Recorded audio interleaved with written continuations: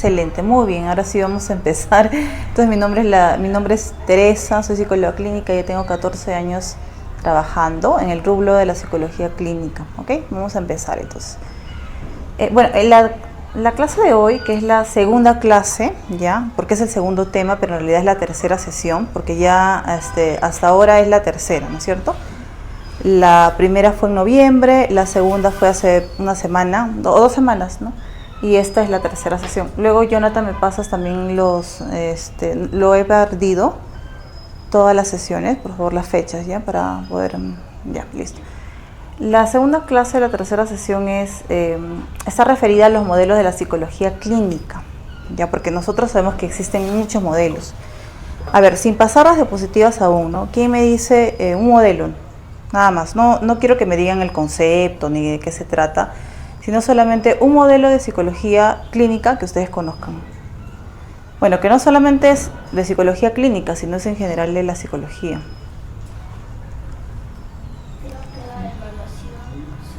Ajá, claro, la terapia sistémica familiar, ya podría ser uno de los modelos, ¿ok? Otro modelo.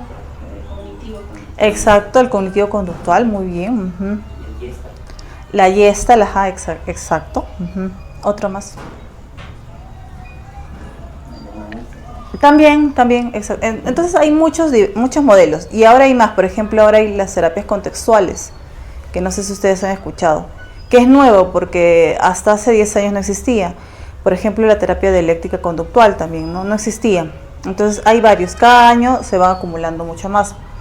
Pero la pregunta es cuál elegimos, ¿no?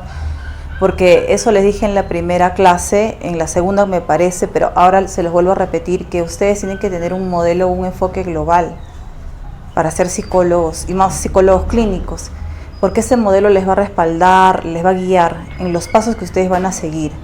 Si ustedes no tienen ese modelo, es como que están en la nube, es como que se van a caer, ¿me entienden? Entonces siempre tienen que tener un modelo que les respalde. La mayoría de los psicólogos, ¿no? y de los estudiantes y los psicólogos se inclinan a lo que es la terapia cognitivo-conductual, al enfoque terapia cognitivo-conductual. Si lo quieren hacer así, pues excelente, ¿ya?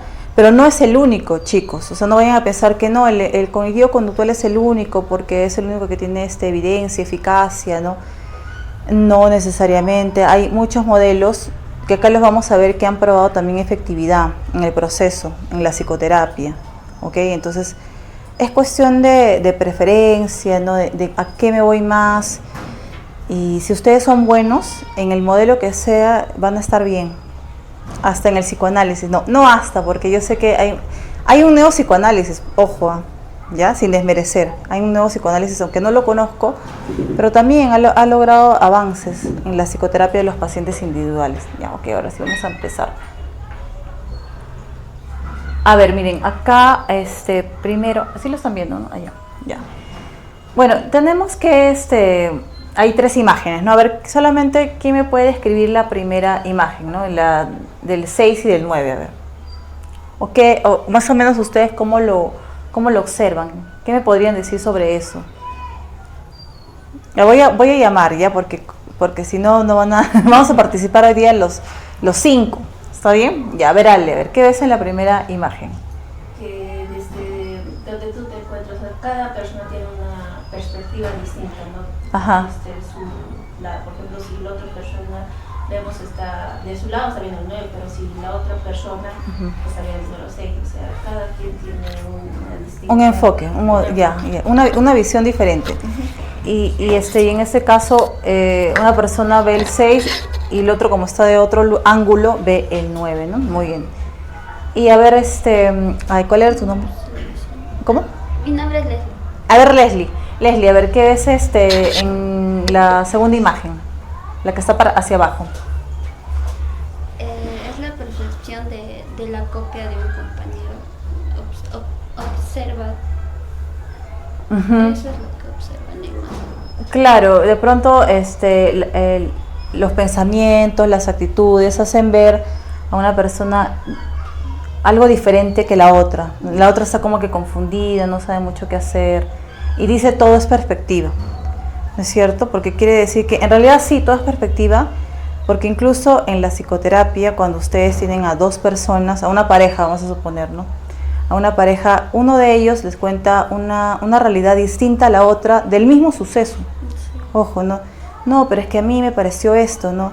Bueno, es que yo lo vi de otra manera. Entonces es como que cada uno lo ve desde su ángulo. Y no quiere decir que uno o el otro esté mal, sino que son perspectivas nada más y hay que tomar todo en conjunto, ¿no es cierto? No le podemos decir algo al consultante, sí, pues tu esposo tiene la razón, ¿no? ¿No te das cuenta? Eso no sería ético, ¿no es cierto? No ayudaría a hacer una buena terapia de pareja. Todo es perspectiva. Y no solamente en temas de pareja, sino también, por ejemplo, en la terapia individual. Siempre en la terapia individual viene una persona, ¿no? Que es el consultante en este caso. Pero lo mejor para el psicólogo clínico no es quedarse solamente con eso, sino decirle, hola, ¿cómo estás? Sino decirle, mira, ¿sabes qué? Para la siguiente sesión sería bueno que venga tu mamá o tu papá o tu hermano, porque así podríamos como que ampliar la perspectiva y ver mucho más el problema. ¿Entienden? Entonces, claro, todo es cuestión de perspectiva. Y a ver, en la tercera imagen, Daniel, ya, ok. En la tercera imagen sería también de la perspectiva, pero desde el punto de cada uno, ya que la otra persona puede tener problemas, en cambio la otra persona está en la misma situación, pero está feliz. Digamos, en cómo ve las cosas. Claro, es el mismo camino, se dan cuenta, es el mismo camino, sino que uno, pues, digamos, parece hasta deprimido, podríamos decir, ¿no? Y como está deprimido, lo ve todo oscuro, lo ve todo negro, mientras que el otro, pues, tiene otro estado de ánimo, ¿no? Y para el otro el paisaje está más bonito, claro. Pero eso, ¿qué cosa tiene que ver con los modelos? Que cada modelo también es único. Si bien es cierto, hay cuestiones que los hacen tener cosas en común, pero también hay cuestiones que los hacen completamente opuestos. Y ya vamos a ver.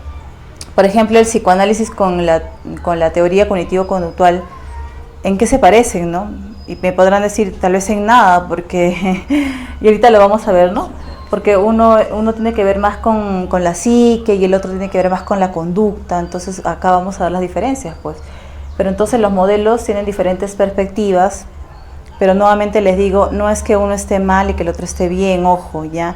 Sino es cómo ustedes lo apliquen, a qué se van, y siempre tienen que tener el eje del modelo, ¿ya? Como centro.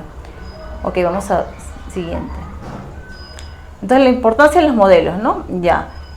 Primero es que realza los aspectos positivos de cualquier aproximación sistémica a la psicología clínica, claro, y es como que su base, ¿no es cierto? Sea lo que ustedes que quieran trabajar, es importante que tengan un modelo y no ser eclécticos, ¿ya? Ecléctico es que, pues, todo, ¿no? Nada cojo de acá, ya. De pronto sí ecléctico en la práctica, ¿no? Porque he visto que esta técnica de la cognitivo-conductual funciona y lo voy a utilizar, me parece excelente, pero no soy cognitivo-conductual, sino que tengo, por ejemplo, mi enfoque gestal, pero utilizo justamente esta técnica y no tiene nada de malo. El problema es cuando en la teoría tú te coges de todo, ¿no? Para explicar las cosas. Y esa es una visión ecléctica. Entonces yo el eclecticismo no lo recomiendo y seguramente mis colegas tampoco, ¿no? Entonces lo mejor, chicos, es tener un modelo que los guíe, ¿ok? De ahí que ustedes en el camino puedan tomar otras vertientes para hacer algunas técnicas y todo excelente, ¿no? Nadie les va a decir que no, ¿ya? Ok, entonces nos guía hacia la forma de toma de decisiones, ya que la conducta humana es altamente compleja, claro, por ejemplo, ante un problema, y esto les voy a dejar como tarea el día de hoy, ¿ya? Ustedes van a escoger un artículo científico, pero de un determinado enfoque, ¿ok? Y van a buscar las evidencias y las eficacias de ese modelo. Por ejemplo, vamos a suponer que Ale escoge el modelo cognitivo-conductual, ¿ya? Porque vamos a hacer un sorteo para ver qué enfoque, o sea, nadie va a repetir. No, nadie va a repetir. Entonces, ella escoge el modelo cognitivo-conductual y ahí seguramente va a encontrar un montón de artículos científicos, porque es lo que hay más, ¿no? Y va a traer por qué es eficaz y todo eso, ¿ok? Por ejemplo, a ti, Leslie, te toca la gestal, igual, ¿ya? A ti, por ejemplo, te toca Daniel, te toca a ver qué, el psicoanálisis, uy, ya. Entonces, pero también hay artículos científicos sobre eso, ¿está bien? Ya, entonces me van a traer eso para la siguiente clase, solamente un artículo científico, y ustedes van a traerme un comentario, nada más, ¿ok? Pero la otra tarea que sí sería importante hacerlo, ya que va a ser para de acá un mes más o menos, ya, es que ustedes ya van a tener que elegir con qué modelo van a aplicar el caso. Recuerden que les dije que había que aplicar un caso, ya, entonces ustedes van a escoger un modelo. Yo hoy día, ya a partir de las 8 de la noche, les voy a explicar el modelo del caso clínico. ¿Está bien? Y ustedes ya eligen, de acuerdo, eso sí, de acuerdo a su postura, a lo que a ustedes les guste más, no a lo que les toque de sorteo. ¿Ya? Si todos son cognitivo-conductuales, pues genial, todos del modelo cognitivo-conductual. ¿Ok? Ya. Los mejores modelos desde el punto de vista científico son los que pueden ser investigados en una variedad de situaciones, claro. Pero por eso justamente la tarea de buscar los artículos, ¿no? Y en ese momento, en el 2024, hay artículos para todos los gustos. O sea, nadie me va a decir que no encuentro de psicoanálisis artículos científicos, porque sí hay. Tal vez hace años no habría, ¿no? Pero ahora sí hay, ¿ok? Ya. Y hay que tener precauciones de los modelos también, ¿no? Porque las mismas características que resultan favorables pueden también ser desfavorables. Puede ser muy rígido resultando en un modelo petrificado. Y esto tiene que ver no tanto con el modelo, sino con el psicólogo. Por ejemplo, hay psicólogos que dicen, no, este modelo sí o sí explica todo. Este modelo a rajatabla explica todos los trastornos, todos los desórdenes mentales, y es el único que funciona además. No sé si hay psicólogos, pero por ahí escuché que hay psicólogos que sí, que solamente un solo enfoque, el modelo cognitivo-conductual, por ejemplo, no es que sea, ¿no? Es el único que explica todo, el único que puede curar, que tú puedes utilizar para que funcione, que los otros modelos no valen. Si tú utilizas Gestalt, ¿para qué? Si eso no funciona, ¿no? Entonces, eso es lo que ellos dicen, pero en todo caso tienen una visión cerrada, porque en realidad sí es útil. Y ustedes mismos lo van a descubrir, o sea, no es que yo lo diga, ustedes mismos lo van a descubrir cuando busquen hasta la siguiente clase un artículo científico, ¿ya? Pero si pueden, lo traen impreso para verlo, ¿no? Y un artículo científico reciente de hace 5 años máximo, ¿no? O sea, estamos en 2024, del 2019 por ahí, ¿ya? Bueno, que 2025 ya vamos a estar, ya, pero 6 años entonces, ¿ya? Una adhesión ciega, ¿no? Lo que les decía, que tiene que ver con lo anterior también, ¿no? De que puede ser muy rígido. Adhesión ciega, que es cerrarse en un modelo a pesar de la evidencia en contra. Por ejemplo, este modelo no ha resultado bien para el tratamiento con niños, por ejemplo, ¿no? Pero yo me cierro y digo, no, que sí funciona, que cómo no va a funcionar, y estoy completamente ciego. Y eso también puede pasar, ¿no? Entonces, mientras tú no investigues, tú no vas a encontrar de que esto sí funciona. Tú lo puedes decir, pero una cosa es decirlo y otra cosa es investigarlo. Por eso todo tienen que investigarlo. Puede dificultar la comunicación con profesionales que no son seguidores del modelo. Y esto es muy cierto. Por ejemplo, si acá tenemos al psicólogo Fran y converso con él, ¿no? Y yo soy de un modelo y él es de otro modelo, otro enfoque, pues entonces de pronto él no me va a entender algunas cosas y yo tampoco le voy a entender algunas cosas, ¿no? Por ejemplo, yo empiezo a hablar de las tareas, ¿no? Paradójicas, ya. ¿Ustedes saben lo que es tareas paradójicas? Pero ¿saben lo que es una tarea paradójica? Ya, pero es como que yo traiga a Fran y le hable sobre tareas paradójicas y me dice, ¿pero qué es esto? ¿Cómo se come? ¿No? Porque no lo he escuchado jamás, me podrá decir, ¿no? Pero entonces yo le explico y bueno, ya. Pero un poco esto, ¿no? El tecnicismo. Entonces, si yo converso con un psicoanalista también, ¿no? Los psicoanalistas tienen un montón de tecnicismos, de teorías, ¿no? Entonces van a traer un montón de cosas y yo de pronto no lo voy a entender, ¿no? Entonces sí, pues a veces es mejor hablar con profesionales que sepan, ¿no? Y justamente me recuerdo que en la primera sesión había una pregunta que yo les hice, ¿no? Si estaba bien trabajar con un coterapeuta, ¿no? Y ustedes dijeron que no, porque si se trabajaba con el coterapeuta, lo que yo decía, el otro de pronto no opinaba lo mismo, ¿no? Porque era de otro enfoque, algo así, ¿no? Pero tienen razón, si es de otro enfoque como que no va a funcionar. Pero si es del mismo enfoque, por supuesto, porque nos vamos a entender. Entonces, si van a utilizar coterapeutas, que sea del mismo enfoque también, ¿no? Ya, a ver. Ya, vamos con el primer modelo, que es el modelo psicodinámico. Y pues acá tiene que ver el psicoanálisis, pues obviamente, ¿no? No hay otro. Aunque hay un neopsicoanálisis, sí. y es el que ahora se utiliza. Ya muy poco se utiliza en el psicoanálisis de Freud como tal, o sea, ya porque no, en muchas cosas no funciona, de pronto se han dado cuenta. Entonces el neopsicoanálisis sí, ¿no? Entonces, bueno, dentro de las suposiciones principales dice, ¿no?, que la conducta humana se determina, o sea, la conducta humana está determinada. ¿Por qué? Por hechos, por impulsos, sobre todo decía pues Sigmund Freud, ¿no? La conducta humana está determinada por los impulsos y que ya uno nace con esos impulsos, o sea que no lo puede cambiar, ¿no? Como que ya está ahí y va a seguir estando, y se va a empeorar, se va a agravar si es que ocurren sucesos en tu vida.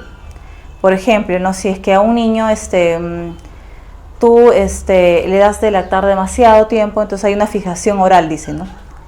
Que está fijado oralmente. ¿Qué cosa quiere decir eso?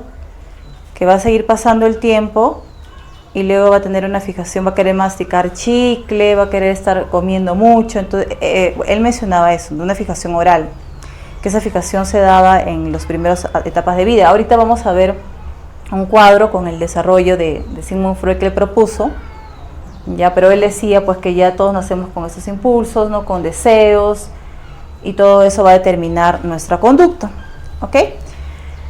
Los conflictos de la psique también, que todos son intrapsíquicos, todos los conflictos de la psique son intrapsíquicos, o sea, de adentro hacia afuera.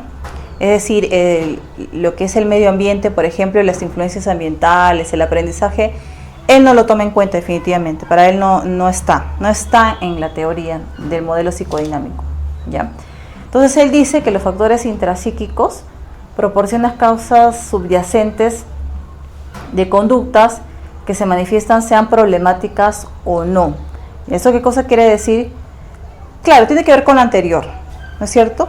O sea, que todo está determinado por la parte intrapsíquica. El aprendizaje acá no tiene nada que ver y todo. Entonces, si por ejemplo, si tú te comportas bien, ¿ya?, si tú tienes una buena conducta, eres excelente, todo eso, pues eso está determinado por lo intrapsíquico. No hay más. Si tienes un problema, también el problema está determinado por lo que tú traes al mundo, lo intrapsíquico.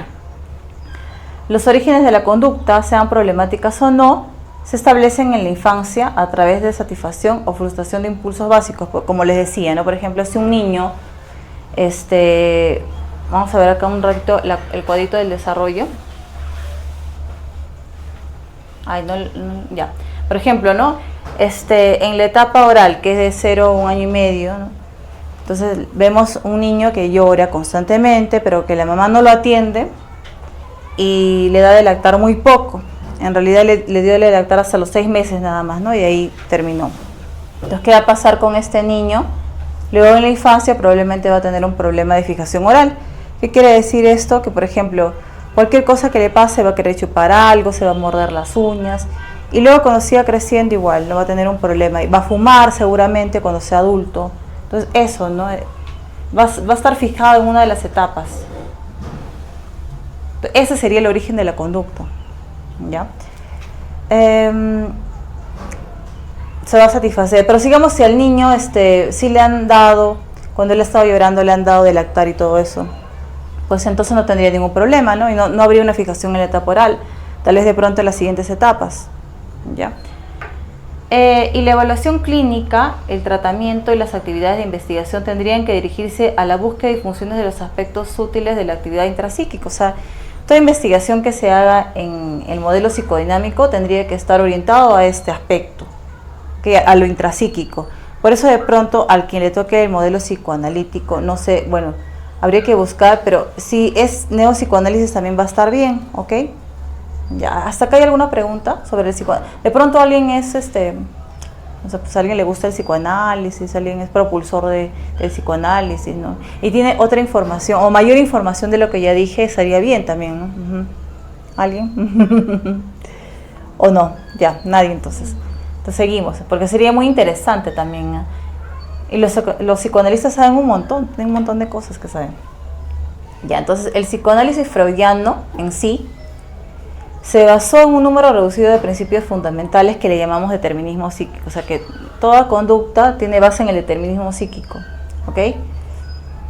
La estructura mental, que es, bueno, está representada por el id, ¿ya? Por el ego y por el superego. De hecho, que esto sí lo han visto en la universidad, ¿o no lo han visto? Sí lo han visto, ¿no? Están como repasos, ¿ya? La estructura mental no está representada por el id. ¿Qué cosa es el id? Son los instintos primitivos inconscientes, con lo que uno nace, con lo que uno crece, y lo que de pronto estaría interfiriendo, ¿no?, con tu conducta. El ego ya es la realidad externa, que luego tú lo vas aprendiendo. Bueno, él no habló de aprendizaje, pero vamos a decirlo así, ¿ya? Tú lo vas aprendiendo mientras vas creciendo, el ego, de acuerdo a lo que vas viviendo también, ¿no? Y el superego, que es la conciencia moral. Entonces, estos tres aspectos, Freud los explica, ¿ok? Los mecanismos de defensa, que de hecho también lo habrán escuchado. Por ejemplo, represión. Cuando tú reprimes algún impulso o algún instinto, por ejemplo, yo quiero comer mucho, pero no como porque no quiero subir de peso. Entonces acá estoy utilizando la represión. A ver, otro ejemplo de represión, chicos.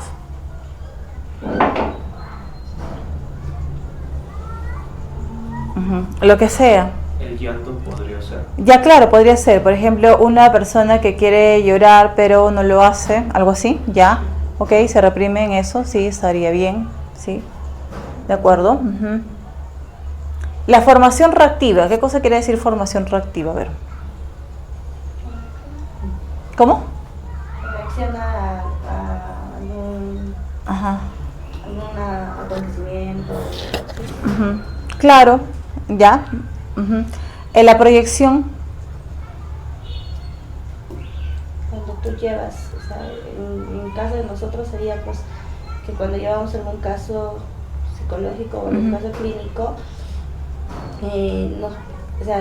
nos podemos proyectar sin darnos cuenta, ¿no?, en el problema del paciente. Claro. Y ya no es terapéutico o profesional, sino ya es como que más una consejería de personas. Claro. Ajá, ok, pero a ver, vamos a poner un ejemplo más más de personas, no tanto de psicólogos, pero sí está bien el ejemplo, ¿no?, como proyección, claro. Pero proyección sería, por ejemplo, que yo llego tarde a la clase de hoy día, ¿no? Por ejemplo, llego a las 6:15, ¿no? Y luego otra persona llega a las 6:16 y le digo, mira, tú has llegado tarde, ¿no? Y yo soy la que he llegado tarde, pero digo, tú también has llegado, no digo tú también, sino tú has llegado tarde, ¿qué te pasa, no? ¿Por qué eres así? Porque llegas tarde. Entonces como que me estoy proyectando lo que yo hago en la otra persona. Desplazamiento. A ver, ¿quién me explica desplazamiento?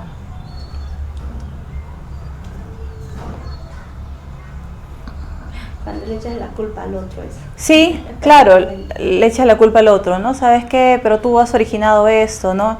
En realidad de pronto tú sí lo has originado, ¿ya? Y la sublimación.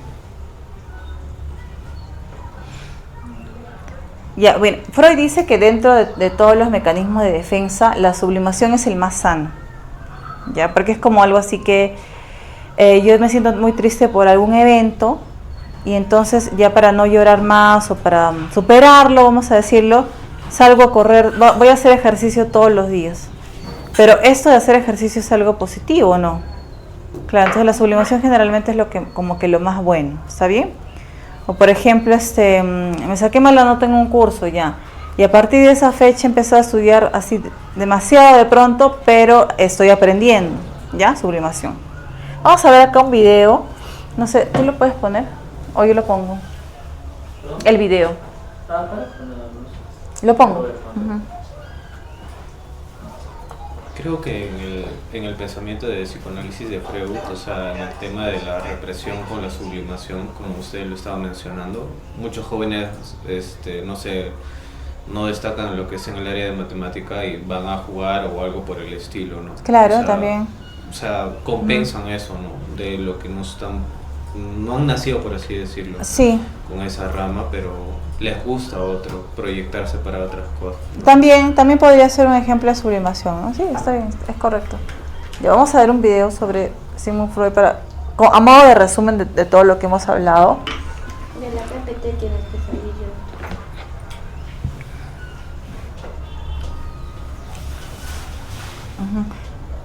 Ay, ya está más bien,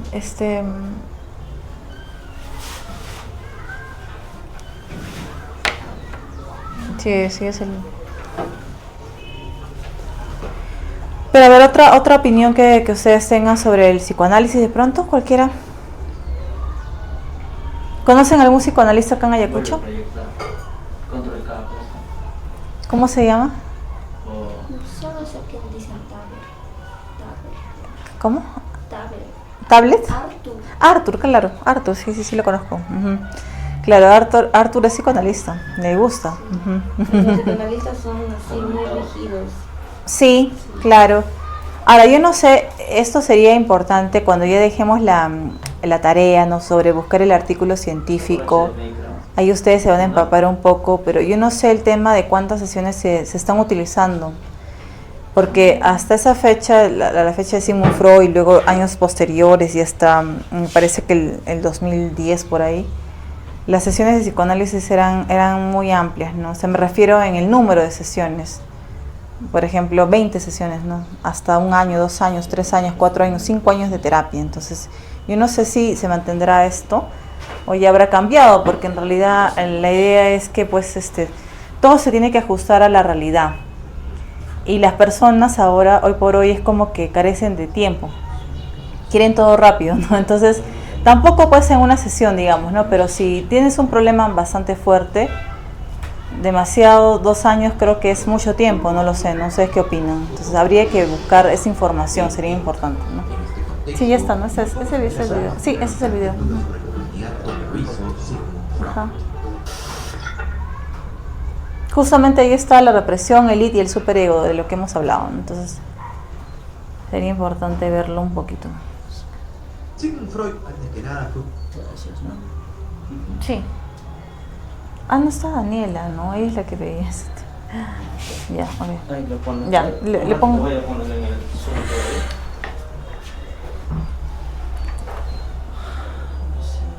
Ya, desde el inicio. La última mitad del siglo XIX y principios del siglo XX, al menos para el mundo occidental, fue uno de los mejores periodos de la historia. Se vivía un clima de paz, abundancia, estabilidad económica, aparecieron nuevas y variadas corrientes artísticas, en la ciencia se dieron grandes descubrimientos científicos como el ferrocarril, la fotografía, el cine, entre muchos otros. Por eso este periodo histórico pasó a ser conocido como la Belle Époque o la Bella Época. En este contexto, muy pocos intelectuales sembraron tantas dudas sobre la humanidad como lo hizo Sigmund Freud. Sigmund Freud, antes que nada, fue un médico neurólogo austriaco que ya había llamado la atención en la comunidad científica por sus investigaciones que proponían el uso terapéutico de la cocaína como estimulante y analgésico. Freud trabajó algunos años en el Hospital General de Viena, atendiendo toda clase de pacientes con distintos desórdenes nerviosos. Aquí valdría la pena apuntar a algo que nos enlaza con la introducción de este video. La sociedad a fines del siglo XIX era una sociedad cientificista. Había un consenso general de que los seres humanos podían explicarse mediante fórmulas químicas y físicas. La gente creía que todo trastorno podía curarse por medio de la medicina o una intervención quirúrgica. Por eso, las personas que físicamente se encontraban bien, aunque padecieran trastornos psicológicos, eran tomadas por mentirosas o caprichosas y solían ser sometidas a tratamientos que más bien parecían torturas. Pero Freud no creía que las personas que padecían estos males, principalmente la histeria y la neurosis, estaban fingiendo. Así que en el año 1886 abrió una clínica privada para estudiar estos desórdenes nerviosos, pero aplicando el método científico, a partir de la hipótesis, la observación, las conclusiones y la publicación de sus resultados. Así, en 1899 se publica La interpretación de los sueños, donde Freud pone en relevancia el concepto del subconsciente como un mundo interior que late por debajo de la conciencia y que podía, a su vez, ser el causante de muchos desórdenes del comportamiento. A este mundo, Freud propone el psicoanálisis como una forma de acercamiento a través de la asociación de palabras pronunciadas de forma inconsciente, palabras que contendrían un significado mucho más profundo que el que esperamos oír. Relájate y cierra los ojos. Ahora pronuncia una palabra, la primera que se te venga a la mente. ¿Por qué la dijiste? Piensa en otra palabra. ¿Por qué mencionaste esta palabra a continuación? Y así sucesivamente. Vale, vamos a tomar esto con calma. Con el tiempo se ha descubierto que la tesis del psicoanálisis se basó en pruebas y observaciones clínicas que contenían errores o, en el peor de los casos, eran fraudulentas. Y lo que es peor, también se ha demostrado que el psicoanálisis freudiano no ha tenido el menor efecto en la neurociencia actual, y la psicología poco a poco ha ido restando la importancia y regresando sobre otras técnicas más antiguas como, por ejemplo, la hipnosis. De todas maneras, vale destacar que la importancia de Freud es más histórica que científica, o más filosófica incluso. incluso. Y es que él fue uno de los primeros que puso sobre el tapete la duda, una duda que no existía en esa época. ¿Somos los seres humanos lo que aparentamos en un estado consciente? Desde mi punto de vista, más que el psicoanálisis y la interpretación de los sueños, me parece más interesante el concepto freudiano de la represión, la teoría sexual infantil y la concepción tripartita de nuestra personalidad. Ahora vamos a explicarlo bien para que no tilden a Freud de lobista de la ideología de género. Para Freud, los niños no son un ente inmaculado e inocente. Freud explica que los niños son un revuelto de afecciones muy fuertes e independientemente de su sexo, encuentran en su madre un primer amor. Un amor que por un lado lo asocian con la protección y por otro lado con la atracción sexual. Después de todo, un niño nace del útero de su madre y se alimenta de ella. Esto, por supuesto, no tiene que ver con una perversión, sino con la naturaleza animal que nos iguala a cualquier otra especie. En ese sentido, los niños perciben como una amenaza a cualquier cosa que los pueda apartar de su madre, y por supuesto, el primer enemigo natural que encuentran es su propio padre. Este primer momento es cuando se origina la personalidad que cada ser humano llevará por el resto de su vida, la represión de sus deseos hacia su madre y el odio hacia su padre, lo que lo llevará a enamorarse de alguien que se asemeje a su madre y a combatir a los que se parezcan a su padre. Por fuera todos diremos que no, pero nuestro subconsciente nos dirá que es así. Freud también tiene una concepción interesante que a menudo las películas o las series las satirizan con la figura del ángel y del demonio que nos susurran cosas al oído. Freud a esto le llamará el id y el superego. El id es la fuerza natural que busca la satisfacción inmediata. El superego, por el contrario, es la que realiza los juicios morales. La justa medida entre ambas fuerzas tiene que ser yo no, tu yo consciente, que es el encargado de poner el equilibrio para evitar los futuros desórdenes. El triunfo del id nos trae la neurosis, el triunfo del superego nos trae la culpa. Si dejamos triunfar mucho tiempo alguna de estas dos fuerzas, según Freud, estaríamos nosotros mismos generando una enfermedad mental. Si este video te gustó y quieres venir por más, te invito a suscribirte a mi canal o a seguirme por las redes sociales, por Facebook, Twitter e Instagram. Y ahora también me puedes seguir a través de mi canal secundario. Soy, espero verte en una muy próxima oportunidad. Per aspera ad astra. Imagina tener una residencia en Estados Unidos. Imagina un futuro donde tus habilidades como profesional no solo ayuden a desarrollar tu carrera, sino que también te abran el camino para vivir el sueño americano.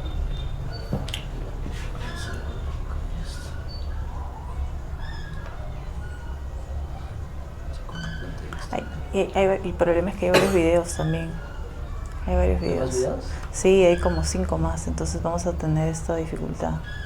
¿O cómo hacemos? Si es mucho mejor con tus celulares al día.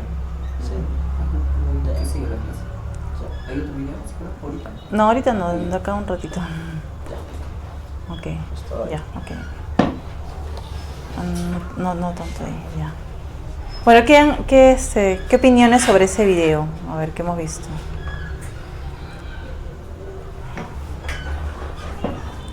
Ahí hablaba de los instintos sexuales también, ¿no? La sexualidad era muy importante para Freud. Pero claro, la sexualidad era vista como patológica, no como lo vemos ahora, ¿no es cierto? Ahora vemos la sexualidad de otra manera, él lo veía como patológico. Bueno, también por la época, ¿no? Y aparte hay que recordar que Sigmund Freud, pues como les dije en la primera clase, si no me equivoco, pues era neurólogo, pues, ¿no?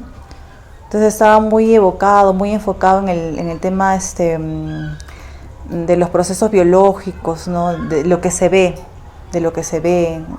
Entonces más en eso, ¿no?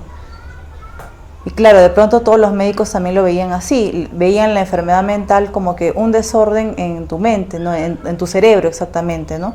Y por eso es que hacían lobotomías y todo eso. Pero él empezó a ver como que no solamente era como que un desorden que se ve ahí físico, ¿no? En el cerebro, sino como algo más. ¿Sí? ¿Quieres opinar? Ah, ya pensé que habías levantado. Ok. Entonces, eso, ¿no?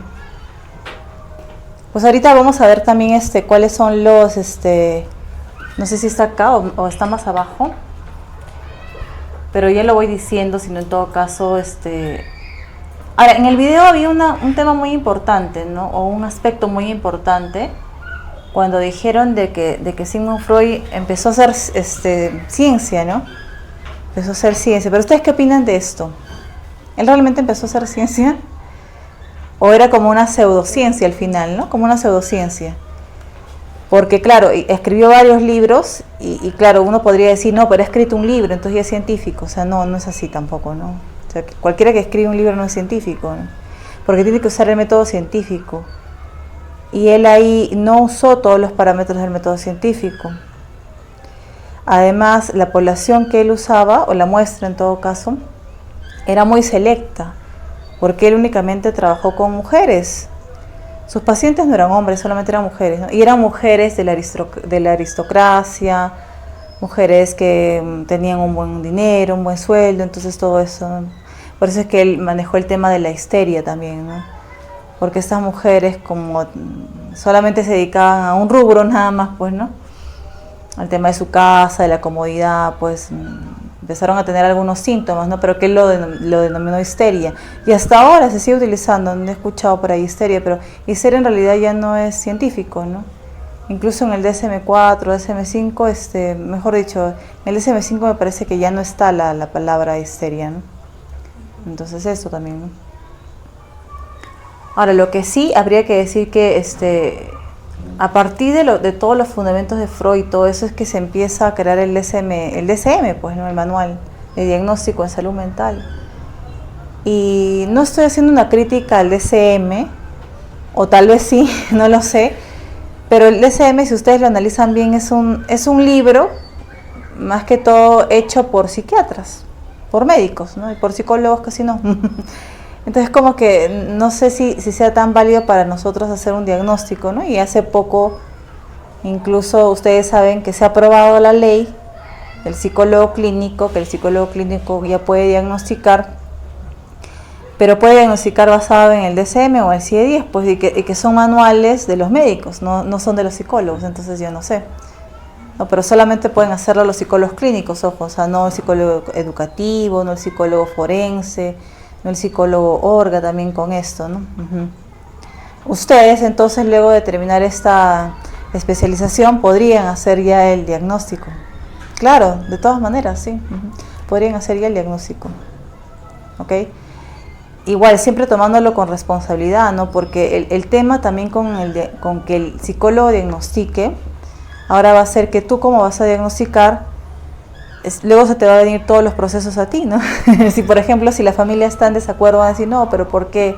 Y hasta te van a venir las demandas, entonces tienes que tener una buena posición científica y teórica para poder resolver esto. No es tan fácil, ¿no?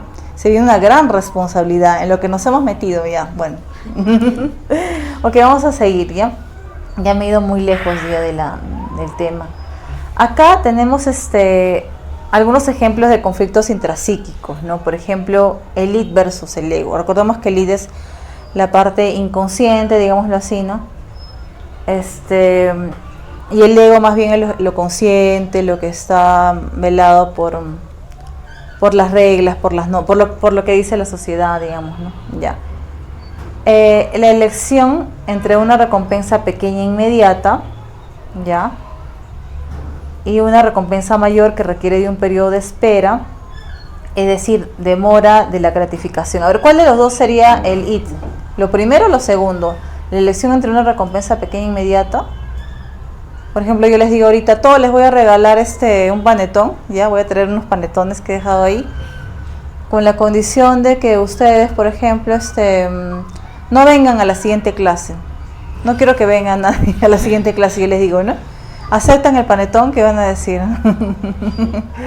Pero tampoco le escuchen por virtual, nada, o sea, simplemente no estén ausentes.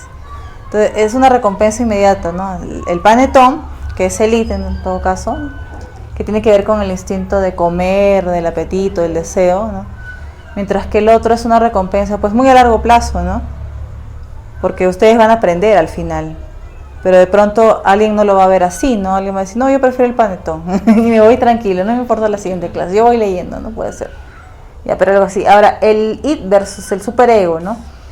La decisión de regresar una cantidad de dinero cuando nos hayan pagado en exceso o cobrando por debajo del precio, y la decisión entre actuar de una forma realista, por ejemplo, decir una mentira blanca, o apegarse a un parámetro potencialmente costo o no realista, por ejemplo, siempre decir la verdad. Ya. ¿Acá qué piensan ustedes? A ver.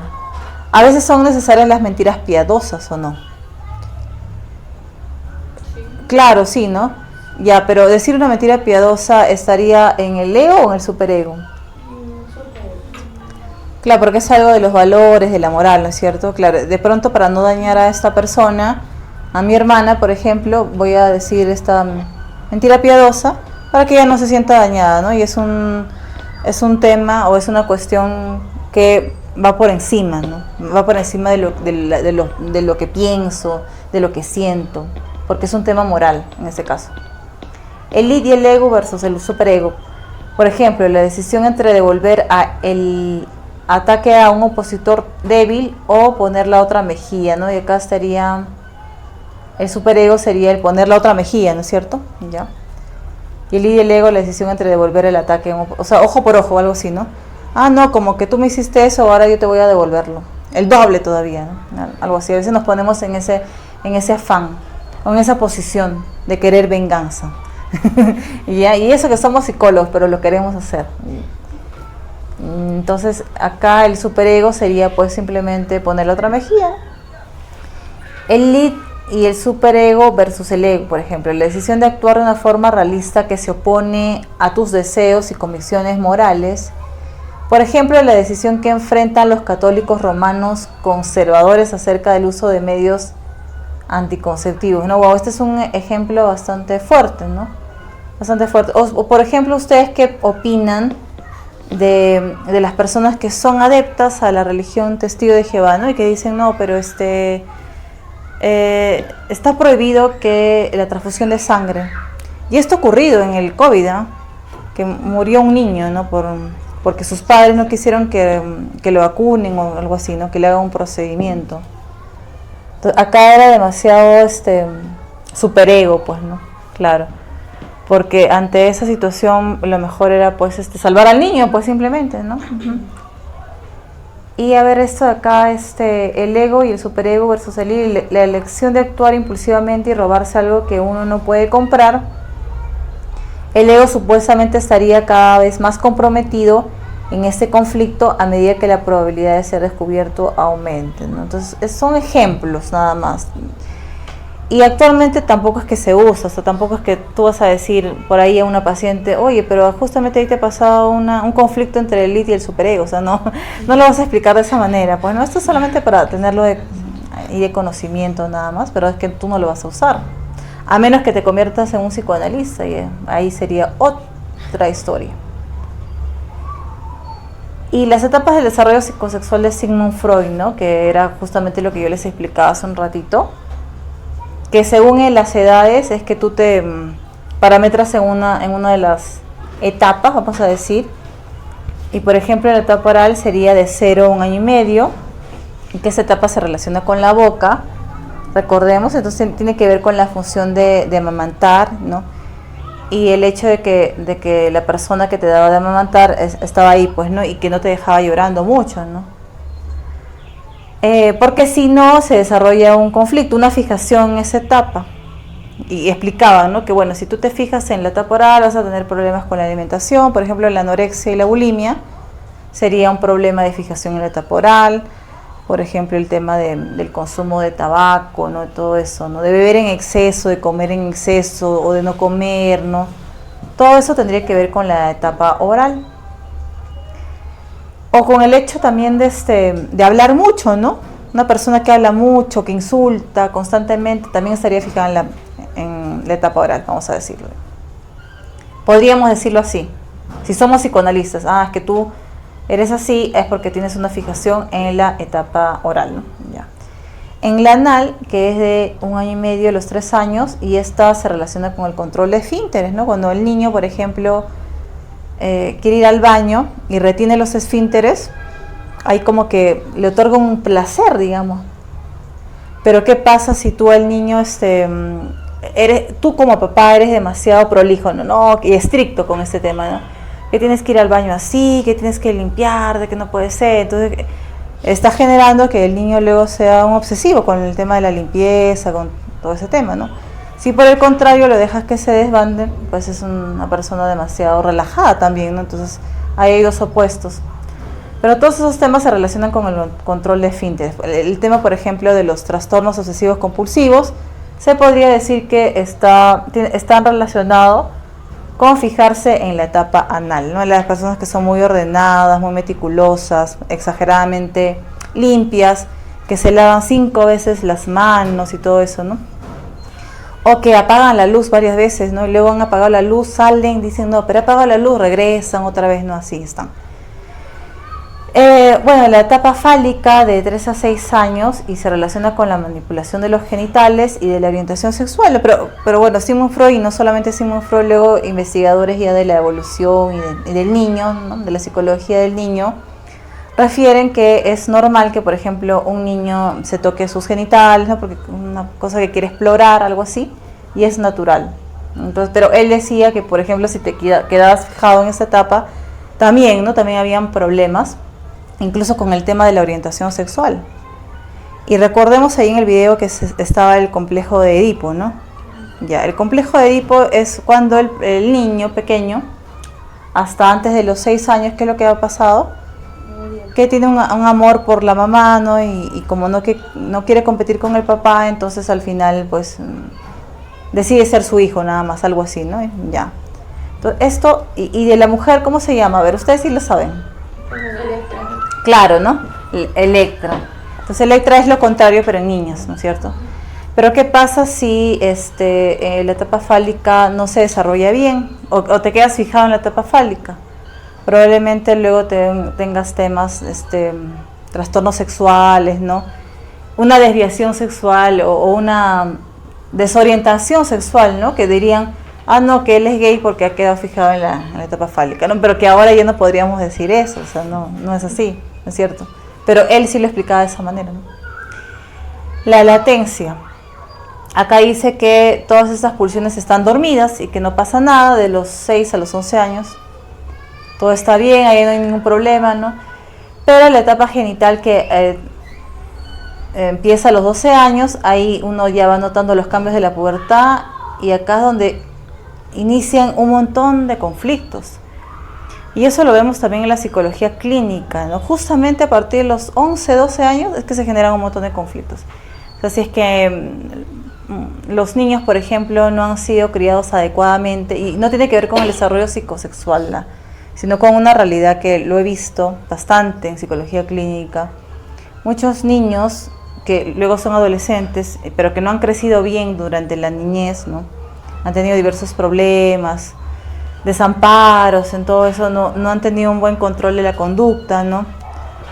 Digamos, una educación puede ser muy rígida o demasiado sobreprotectora también, ¿no? O que lo dejaste a tu hijo así, desbandado, ¿no? Luego tiene problemas, por ejemplo, del control de su conducta, problemas que es un adolescente que en el colegio empieza a consumir drogas, por ejemplo, eso también lo he visto, ¿no? Es la realidad, y es la realidad de Ayacucho, chicos, ¿eh? He visto muchos casos de adolescentes que se ven envueltos en el tema de las drogas. No necesariamente que sean adictos a las drogas, no estoy diciendo eso, sino que se han visto envueltos, o sea, que han estado en situaciones donde han consumido tal vez 1 o 2, ¿no? O están con amigos que también hacen esto, pues, ¿no? ¿Y eso por qué es? Pues justamente tiene que ver mucho la crianza, ¿no? De cómo ha sido. Muy permisiva, muy sobreprotectora. Por ejemplo, ahora también vemos un montón de padres que crían a sus hijos demasiado permisivos, ¿no? No, que no le digas nada, que no le grites, que no, que él solo, que... Incluso una mamá una vez me dijo, no, a mi hijo no le puedes decir la palabra no. Enséñale de otra manera, pero no con no, ¿no? Entonces, ¿pero cómo? O sea, no dile, hijito, mira, ¿sabes qué? Mejor haz esto. Pero no le digas no, o sea... eso no lo dijo una paciente, sino una persona familiar, ya lo decía así, hablaba de esa manera. Entonces es un poco difícil, ¿no? Pero vemos mucho de esto hoy en día y que le echan la culpa al profesor, al colegio. No, que el colegio tiene la culpa. El colegio es el malo. Federico Frebel, el colegio ese está generando drogadictos y todo eso, pero ¿es el colegio realmente? o es la sociedad, los padres de ahora, ¿no? De cómo somos, porque yo también soy mamá, entonces de pronto es un poco de eso, ¿no? Hay que repensar esos temas, porque sí hay bastantes cambios. No es porque se haya quedado fijado en la etapa oral, ¿no? Sino justamente es por la crianza. Ahora, hay posturas psicodinámicas relacionadas a Sigmund Freud, ¿no? Como por ejemplo la teoría del desarrollo de Erikson, que de hecho ustedes también lo han escuchado, ¿no? ¿Qué lo explicaba de esa manera? Por ejemplo, la oral sensorial, que va del nacimiento a 1 año y medio, 4 años de edad, ¿no? Y que él explicaba la confianza básica versus la desconfianza. Que se aprende a desarrollar confianza en los padres, en uno mismo y en el mundo. Por ejemplo, un niño pues que cuando llora su mamá inmediatamente lo carga y lo calma, ¿no? Mientras otro niño que hace lo mismo, pero su mamá está ahí y ni caso le hace, ¿no? Entonces, acá que estaríamos desarrollando en ese niño que no le hacen caso, desconfianza, pues en el mundo entero. Porque si su propia mamá no lo cuida cuando está así, entonces ¿quién lo va a cuidar, ¿no? Ya. Ahora también el otro, la etapa muscular anal, que va también del año y medio a los 4 años, que es la autonomía. Acá se desarrolla la autonomía versus a la duda y la vergüenza, ¿no? Se desarrolla un sentido de autocontrol sin perder la autoestima también, ¿no? Y nuevamente tiene que ver un poco con lo anterior, ¿no? Con lo anterior. ¿Cómo le puedo dar autonomía o cómo le puedo enseñar autonomía a mi hijo, por ejemplo, ¿no? Que él mismo tome sus propias decisiones, ¿no? Le dejo tomar sus propias decisiones y no me río, no me burlo, le digo, sí, bueno, si tú consideras que eso está bien, pues vamos a hacerlo así, ¿no? Pero otra mamá que le diga, por ejemplo, pero ¿cómo vas a hacer eso, no? Pero levántate, pues, si te has caído, levántate. No, entonces es muy rígida, entonces de pronto la vergüenza, ¿no? Está desarrollando en el niño duda, vergüenza, lo estaré haciendo bien o no. La etapa genital locomotora, que va de los 4 a los 6 años, y acá la iniciativa versus la culpa, ¿no? Se desarrolla una conciencia, el papel sexual, y se aprende a asumir una tarea por el gusto de ser activo y creativo, ¿no es cierto? Entonces es como que, mira, si te gusta esto, pues hazlo, no vamos adelante, ¿no? Mientras que la culpa, ¿cómo sería? ¿Cómo sería empezar a enseñarle a mi niño el sentimiento de culpa? Decirle, ¿no? Directamente, oye, pero es que tú tienes la culpa, pues, hijo, ¿no? ¿Cómo haces eso? O sea, hay mamás que son así. Lamentablemente, no tendrían por qué, pero y cuando es muy seguido además, ¿no? Pero a veces no es necesario que sea muy seguido, chicos. A veces con una sola vez, yo recuerdo una paciente que decía, es que yo me siento gorda y era flaca, ¿no? Pero tenía un tema de trastorno de alimentación, ¿no? Decía, pero ¿de dónde viene esto? Yo le dije una vez, ¿no? Y ella me dijo, bueno, es que una vez mi mamá se burló de mí. ¿Pero cómo se burló? Entonces que me dijo de que no debía comer mucho porque estaba gorda, estaba engordando. Y desde esa vez yo me sentí mal, ¿no? O sea, bastó una sola vez que le dijera eso su mamá, o sea, ¿de qué forma se lo habrá dicho, no? Para que la niña desde ahí ya no quisiera comer o tuviera un problema de alimentación, pues, ¿no? Entonces a veces no es un tema de repetición, porque a veces pensamos, no, es que la repetición hace que tú seas así, pero no solamente es eso, a veces una sola vez que lo diga una persona que es muy importante para el niño, el adolescente, es suficiente, ¿no? Para derrumbar su mundo. La lactancia de 6 a 11 años, ¿no? La industria versus la inferioridad, ¿no? Bueno, acá sería la superioridad, pero recordemos que esto es sacado de un libro, ¿no? Entonces, se recibe una educación sistemática y se desarrolla la determinación de obtener dominio sobre lo que se hace, y esto es de 6 a 11 años, ¿no es cierto? La adolescencia, desarrollo de la identidad versus la confusión de papel, rol, de quién soy o cómo puedo ser, ¿no? Y acá un poco que también empieza el tema de la orientación sexual. Por ejemplo, ¿qué harían ustedes si viene una adolescente y les dice, no, es que tengo confusión, no sé si me gustan las niñas o los niños, ¿no? ¿Ustedes qué le dirían? Le dirían, no, eso está mal, tienes que cambiar. Le dirían así de esa manera. Mi denuncia. ¿Cómo? Mi denuncia, Y me llevan si le digo eso. Claro, eso está bien. Ajá. Diosito te va a castigar, ¿no? o cómo vas a hacer así, mira a tus papás, ¿no? Lo que le estás ocasionando a tus papás, ¿no? Piénsalo bien. Claro, de pronto ahí mantener una posición bastante neutra, ¿no? Ni sí ni no tampoco, ¿no? O sea, decirle, bueno, pero tienes que ir viendo, ¿no? Pienso, cómo te sientes, ir explorando un poco más el aspecto. Porque tal vez ella les diga al final que es un tema de que le gusta cómo se dicen las chicas, pero no que le gustan las chicas. Entonces ustedes al explorar más se dan cuenta de eso, ¿no? Y le hacen notar. En el adulto joven, la intimidad versus el aislamiento, también, ¿no? Se estudia y se trabaja hacia una carrera específica, se selecciona un compañero para una relación íntima y duradera. Acá viene ya el tema de la pareja también, ¿no? La edad adulta, la generatividad versus el estancamiento. Se desarrolla la preparación paterna para la siguiente generación y el apoyo de valores culturales de pronto. O si es que te has estancado y no quieres crecer, lo que le llamaríamos mediocridad, ¿no? Que hay personas que dicen, no, ya logré todo, ya no más, ya, o sea, ya no, yo no quiero. De pronto podría ser llamado como mediocridad o no lo sé, ¿no? Ustedes ya lo analizan de pronto. Por ejemplo, ¿cómo ven una persona que es una persona de 42 años que solamente tiene secundaria completa, vive en la casa de sus papás y no desea estudiar ninguna carrera, pero ella se siente muy feliz, ¿no? Y dice, yo estoy feliz así, y vive su vida. ¿Ustedes lo verían como que algo está bien o qué es lo que está pasando ahí? A ver. Conformismo podría ser, ¿no? Ya, a ver, otra opinión. También sería otro punto de vista también diferente de cómo lo ves tú. Quizás a él le han cuidado de distinta manera y él tiene la carga, ¿no? Mis papás me han criado desde chiquito, me han dado todo, los voy a cuidar. Claro. Son puntos de vista sí, diferentes también. Sí, claro, muy bien. En realidad, como vimos en la primera diapositiva, ¿no? Y todo tiene que ver con los puntos de vista. Y acá ustedes son todos psicólogos, ¿no? O que ya están terminando la carrera, pero frente a ese tema tienen diferentes posiciones y nada está mal, o sea, no es que lo que tú dices está mal o lo que dice él está mal, no, sino que son puntos de vista nada más, ¿no?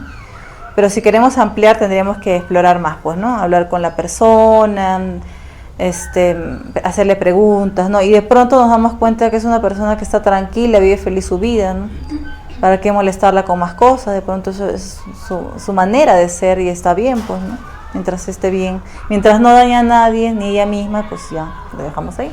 También depende de sus padres, creo también. Claro. Han sido demasiado permisistas por el estilo o no le han empujado, no sabes qué hijo tienes que tocar una carrera o algo por el estilo, ya pues. Claro, también. La resignación, ¿no? A mi hijo es así, voy a hacerlo, mantendré claro. Ahora recordando que sus padres ya tienen más de 70 años también, ¿no? Ya son adultos muy mayores.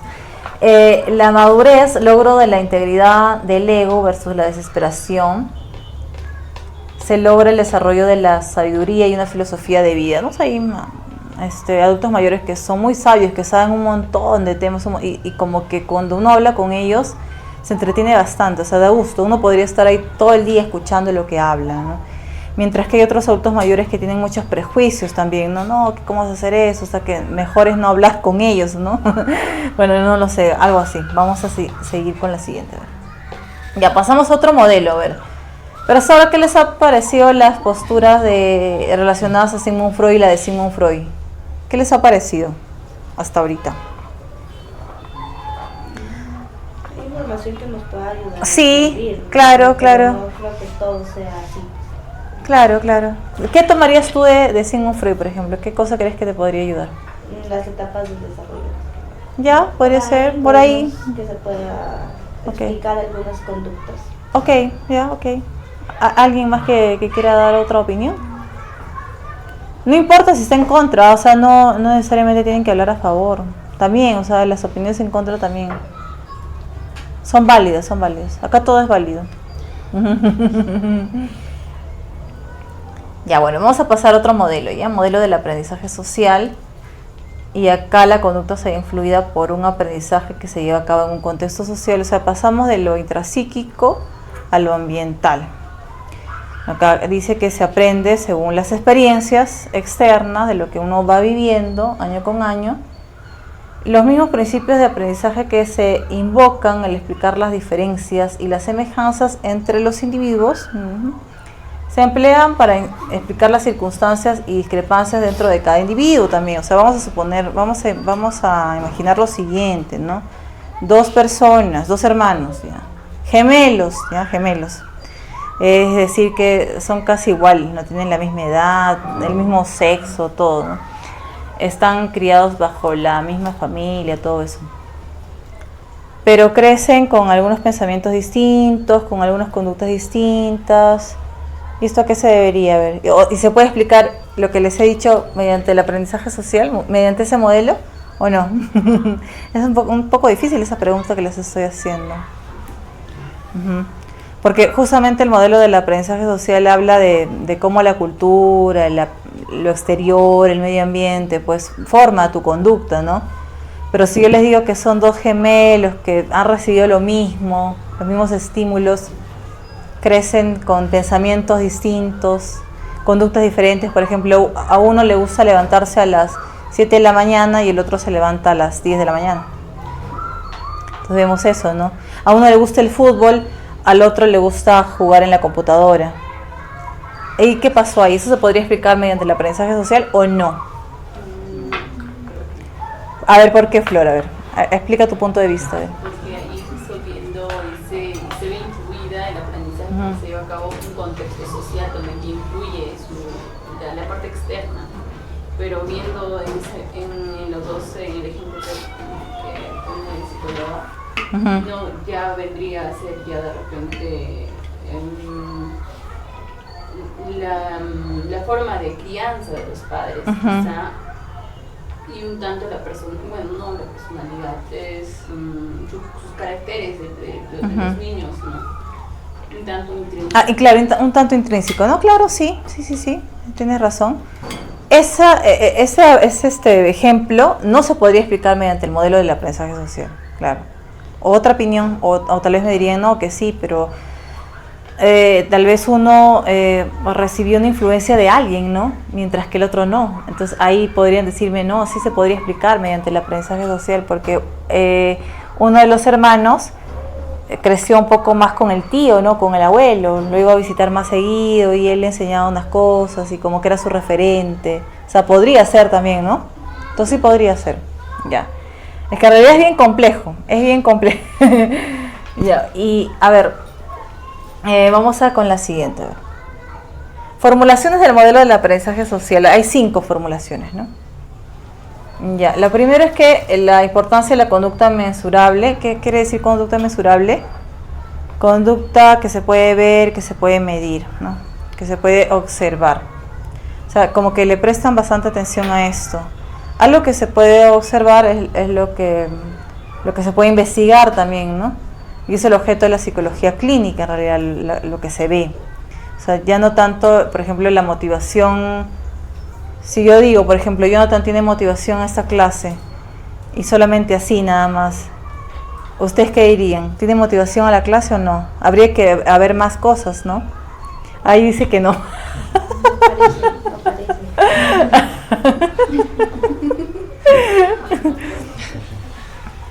Pero ustedes qué dirían, así como que diciendo eso nada más, esas simples frases, como que no, ¿no? Pero habría que ver otras cosas. Por ejemplo, su atención, su nivel de atención, si está que mira las diapositivas y pregunta, pero como que vemos que no lo hace, entonces yo diría que tal vez es baja su motivación. Ya, pero conducta mesurable quiere decir cosas que se vean. Si tú hablas del tema de motivación, de pronto la motivación es algo que cómo lo vas a ver, cómo lo vas a medir, ¿no? O a ver, algo que tú puedas medir, a ver. ¿Alguien afuera? ¿Qué pase? Hola, pasa. Pasa. Ajá, pasa.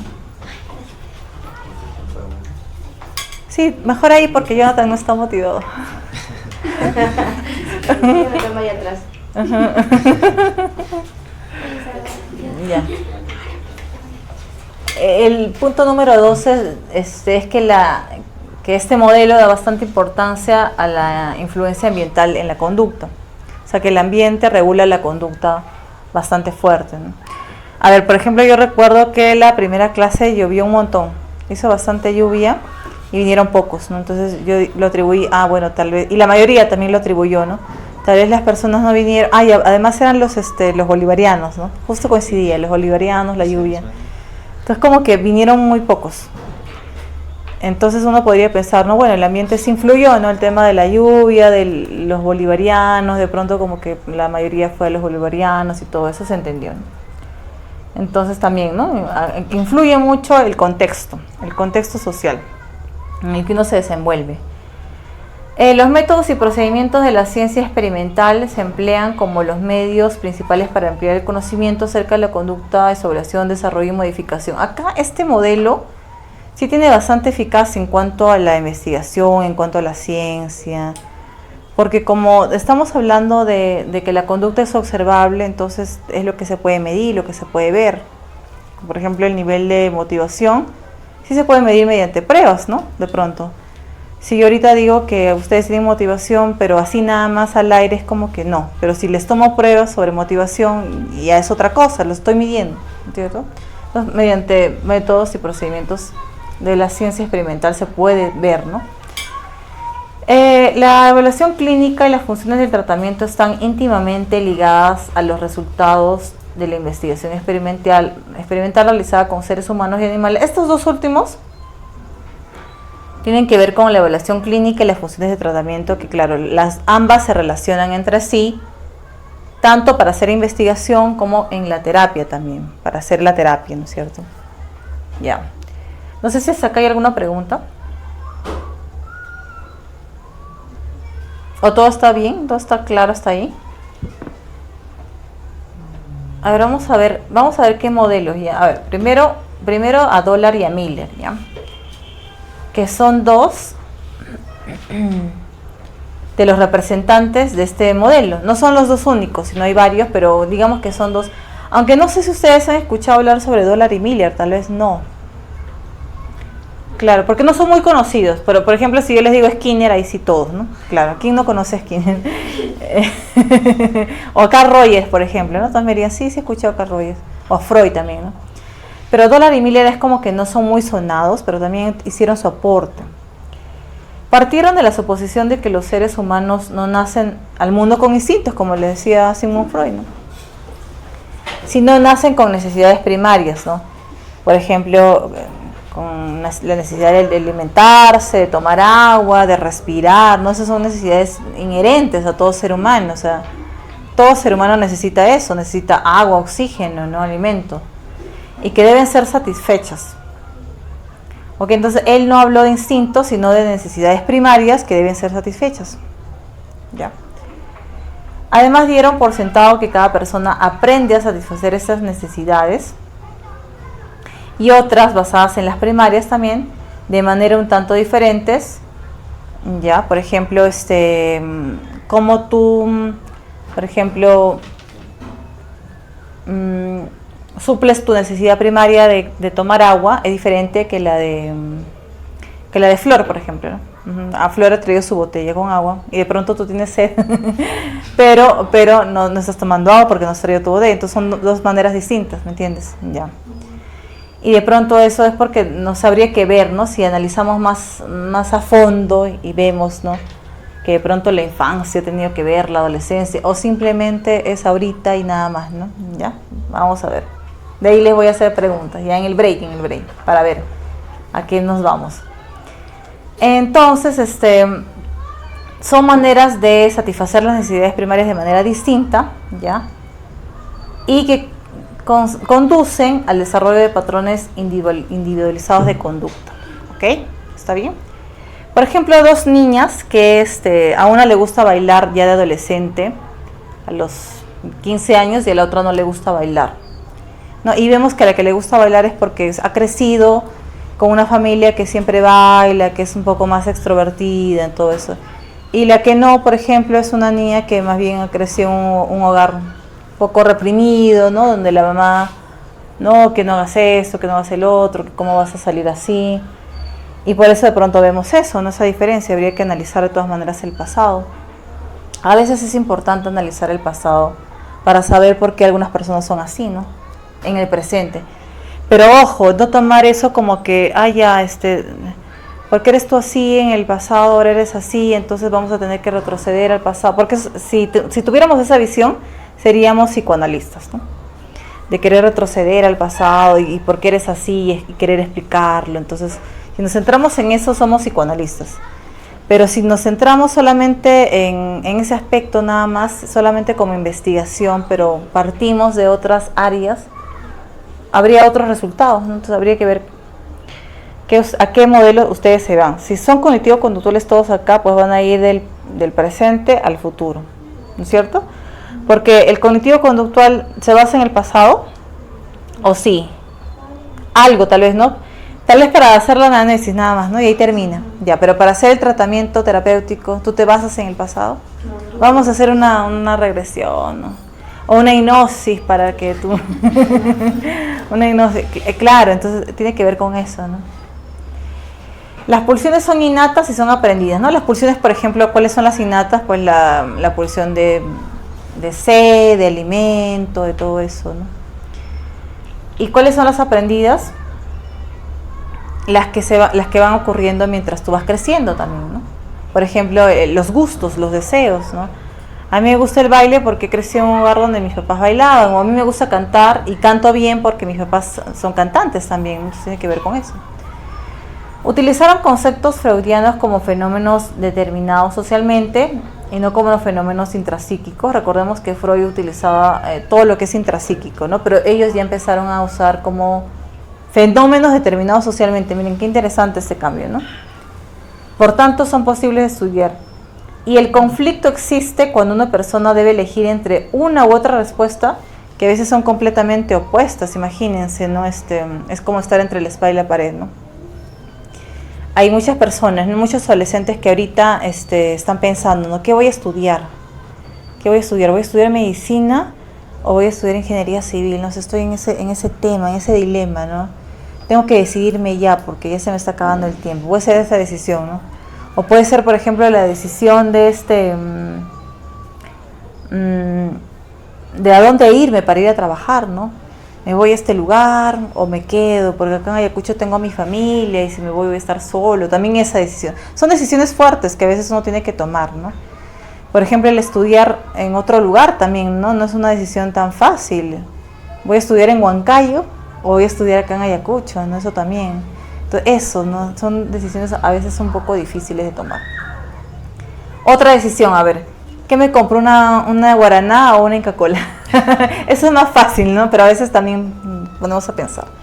Ya, a ver. Y ahora vamos con Skinner, y acá sí ustedes son especialistas en Skinner. Y acá ustedes más bien me van a enseñar a mí, yo no les voy a enseñar a ustedes. Porque todos son cognitivo-conductual. Bueno, ¿Skinner era cognitivo-conductual o era conductual? Para empezar. Conductual. Claro, conductual, no cognitivo-conductual. Porque él se basaba rígidamente en el tema de la conducta. A él no le importaba, bueno, no es que no le importaba, pero es que no veía mucho el tema de los pensamientos, de las motivaciones, que sí son importantes, ¿no? Pero él como que no le tomaba mucho interés. Bueno, la observación cuidadosa y la experimentación de las relaciones funcionales. Él hablaba mucho de relaciones funcionales, ¿no? Del análisis funcional de la conducta, que de hecho ustedes lo han hecho en la universidad, ¿o no lo han hecho? ¿Han hecho alguna vez análisis funcional de la conducta? ¿No? Que es como el... Sí, ¿no? Más o menos, que es como el antes, el durante y después algo así, ¿no? Y de acuerdo a eso como que vas analizando el tema, ¿no? ¿Qué pasó antes? ¿Qué pasa durante? ¿Qué pasa después? ¿No? Uh-huh. Por ejemplo, en una exposición vamos a poner, ¿no? El tema de el miedo a exponer en el público, ¿no? Entonces, antes estoy nervioso, me suben las manos, mi respiración no es entrecortada y todo eso, y ese es el antes. El durante, ya empiezo a hablar, pero me pongo muy nervioso y me pongo rojo y tartamudeo, ¿no? Y me quedo callado y mejor me voy del auditorio, ¿no? Sí. Y el después, ¿no? El después, ya estoy más tranquila, mi respiración, todas mis funciones se nivelaron, algo así, ¿no? Ya, algo así. Eso es el análisis funcional de la conducta. Entonces, él hablaba sobre eso, que son aprendidas entre los estímulos ambientales y la conducta observable en últimas instancias proporcionará una imagen completa del desarrollo, mantenimiento y alteración del comportamiento humano. Y acá también hablamos de condicionamiento, ¿no? Si recuerdan el condicionamiento, ¿no? Claro, ¿el condicionamiento clásico o el condicionamiento operante? Operante, ¿no? Porque el clásico es antes de Skinner, ajá. Y es de Pavlov en realidad, ¿no? El condicionamiento clásico. ¿Se recuerdan de la paloma, creo, no? La paloma, algo así. ¿Era la paloma o la rata? Rata. Rata era, ¿no? Rata y Ajá. mascota. De mascota, claro. Ese es el condicionamiento Sí, clásico, era, ¿no? depende, creo. Bueno, Skinner es el con la paloma, sino que el condicionamiento clásico va del tema del perro, creo en realidad, ¿no? Con Pavlov, ¿no? De que el perro saliva cuando le ponen la comida en el plato. Ese es un condicionamiento clásico, ¿no? Y él sí utiliza palomas, ya. Entonces la versión skinneriana del modelo del aprendizaje social se fijaría en la... A ver, se emplea una lógica semejante para explicar los desórdenes conductuales más severos, por ejemplo, ¿no? O sea, lo bueno de Skinner es que empezó a despatologizar el tema de los trastornos, ¿no? O sea, para él no era pues una depresión, o no, sino era más un tema observable. Es una persona que transpira, que cuando está ante algún evento, entonces esa parte es lo que él vio, no la parte del trastorno, sí. Porque por eso acá dice, se emplea una lógica semejante para explicar los desórdenes conductuales más severos. O sea, él no lo explicó como conductas, como trastornos, ya, sino como desórdenes conductuales más severos. Vamos a poner acá un ejemplo. Un residente de un hospital mental que pasa el día con la mirada fija en el espacio sin hablar. No controla la orina ni la defecación y debe ser alimentado en la boca. Pero para Skinner, esta conducta, esta persona no sería considerado como psicótico, como regresivo o como enfermo mental, o sea, nada de eso, ¿no? En cambio, él diría, ¿no? Estas conductas que no son síntomas, ojo, se considerarían como respuestas aprendidas de una manera gradual, iniciadas por una estimulación fuerte, por ejemplo, ante el estrés, y mantenidas por la tolerancia y reforzamiento, el comportamiento loco, propiciadas por la sociedad y especialmente por el hospital, ¿no? Mira, qué interesante, o sea, cambia toda la visión que se tenía hasta ahora sobre los trastornos, sobre las enfermedades mentales, se lo cambia. Los detalles de la aproximación skinneriana de la conducta, eso lo pueden, ustedes no sé si alguna vez han leído los libros de Skinner, porque sería interesante, ¿eh? En realidad Skinner se adelantó mucho a su época, justamente por el tema del cambio, ¿no? De 180 grados, ¿no? De las enfermedades mentales, los trastornos mentales, al tema de que son conductas nada más, ¿no? Y conductas aprendidas. Entonces incluso el tema de la esquizofrenia para Skinner, ¿no? Si ahorita estuviera acá presente Skinner, él diría no tiene esquizofrenia, sino que son conductas aprendidas, ¿no? Diría así, ¿no? Son conductas que él ha aprendido y ahora están ahí, pero se puede cambiar, ¿no? Justamente con la terapia. Él diría eso. A ver, luego vamos a ver un video ya no sé si ustedes quieren ahorita el break. 7 y casi las 7:30 ya, para luego, o explicamos esto de Wall y luego. ¿Break o no break? Hasta las 9, pero recuerden que que creo que va a haber un compartir, no sé cuánto tiempo. Hoy lo dejamos al final todo ya, y desde las 8:30 hasta las 9 nos vamos con el compartir. Pero hay que preguntarle a Jonathan. ¿Nos estiramos, chicos, o algo, tal vez? Sí, yo creo que sí. ¿Cansados o algo? ¿O pues depende de todos ustedes? Yo creo que sí, una vez el break, ajá, ¿ya? Para que descansen, para que oxigenen un poco su cerebro, ¿ok? Pero hace mucho calor. Ya, un break entonces, ya, hasta las 7:45, ya.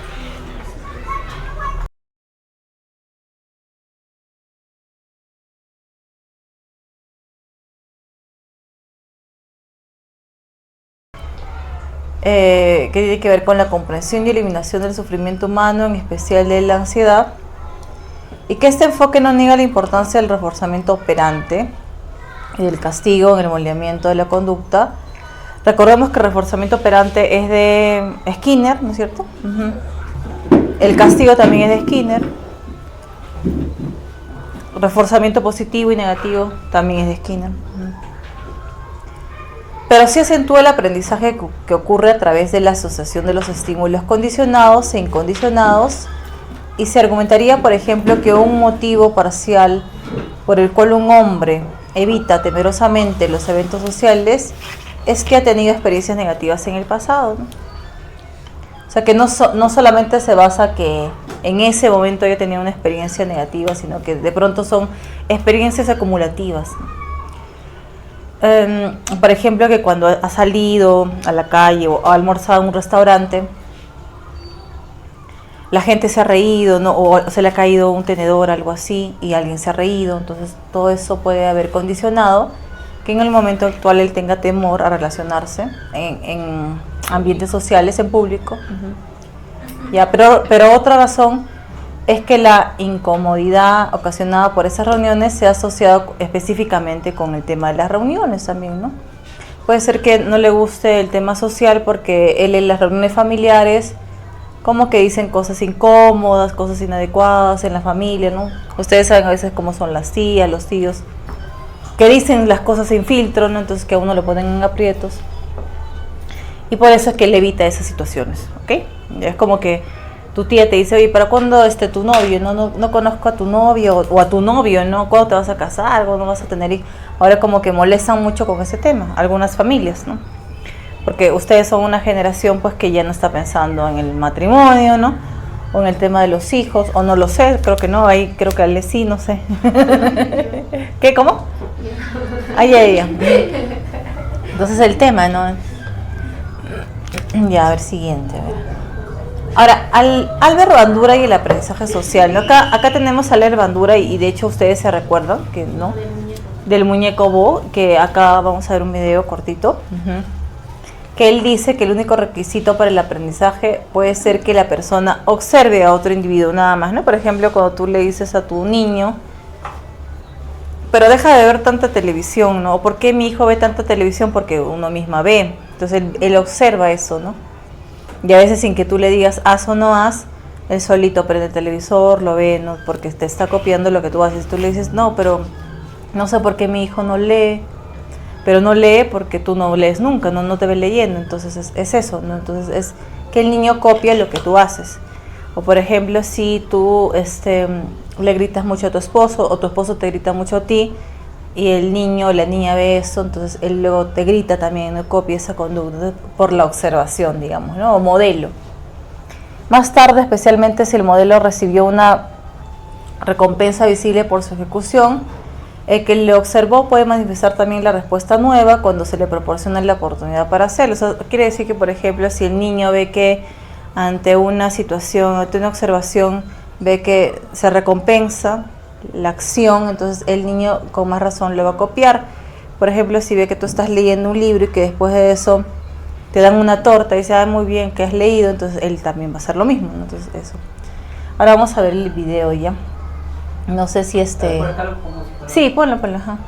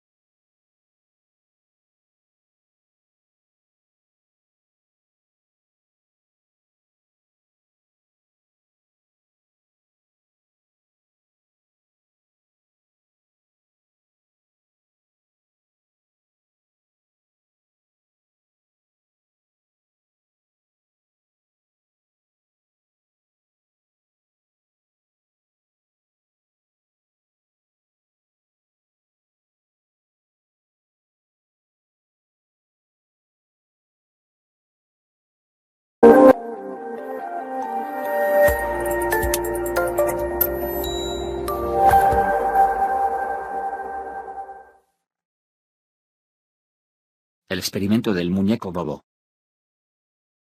Bandura es un psicólogo ucraniano-canadiense de tendencia conductual. Su trabajo se ha centrado en el aprendizaje social, la teoría social cognitiva y la psicología de la personalidad. Pero quizá por lo que es más conocido es por este experimento sobre la violencia y la manera en la que los niños la aprenden, el experimento del muñeco bobo. Utilizó para su experimento al muñeco bobo, un muñeco relleno de aire pero que recupera la posición vertical al ser golpeado. Bobo tiene la cara de un payaso. Tomó un grupo de niños en edad preescolar y los dividió en 3 subgrupos. El primero vio como un adulto golpeaba al muñeco, el segundo al adulto sin agredir al muñeco y jugando con otras cosas y el tercero no vio nada, sirviendo de grupo de control. Las hipótesis de Bandura. Bandura planteó sus hipótesis: los niños que hubieran visto las agresiones atacarían al muñeco, los que vieron juegos pacíficos no le atacarían, e incluso serían más pacíficos que el grupo de control. En esto no acertó, ambos grupos fueron igualmente pacíficos. También pensó que los varones serían más violentos y que el sexo del adulto influiría en que fueran los niños de su mismo sexo los que copiasen su conducta. Resultado. Acertó en casi todo. Los que habían visto el modelo agresivo lo imitaron, tanto verbal como físicamente, siendo las agresiones verbales las que más posibilidades tenían de ser copiadas. Fue también evidente que los niños copiaban a los adultos de su mismo sexo en mayor proporción y que, en general, las conductas agresivas y violentas eran más comunes en los varones. Hay que destacar que estos comportamientos se produjeron por imitación, no había premios ni castigos, tan gratos al conductismo, que modificaran la conducta de los niños. Los niños, sencillamente, aprendieron de los modelos adultos los comportamientos adecuados. El experimento del muñeco bobo de Bandura demuestra que los niños aprenden a ser violentos de los adultos y de su entorno. Si no exponemos a los niños a la violencia, no somos agresivos verbal, emocional o físicamente con ellos, los niños no van a ser agresivos.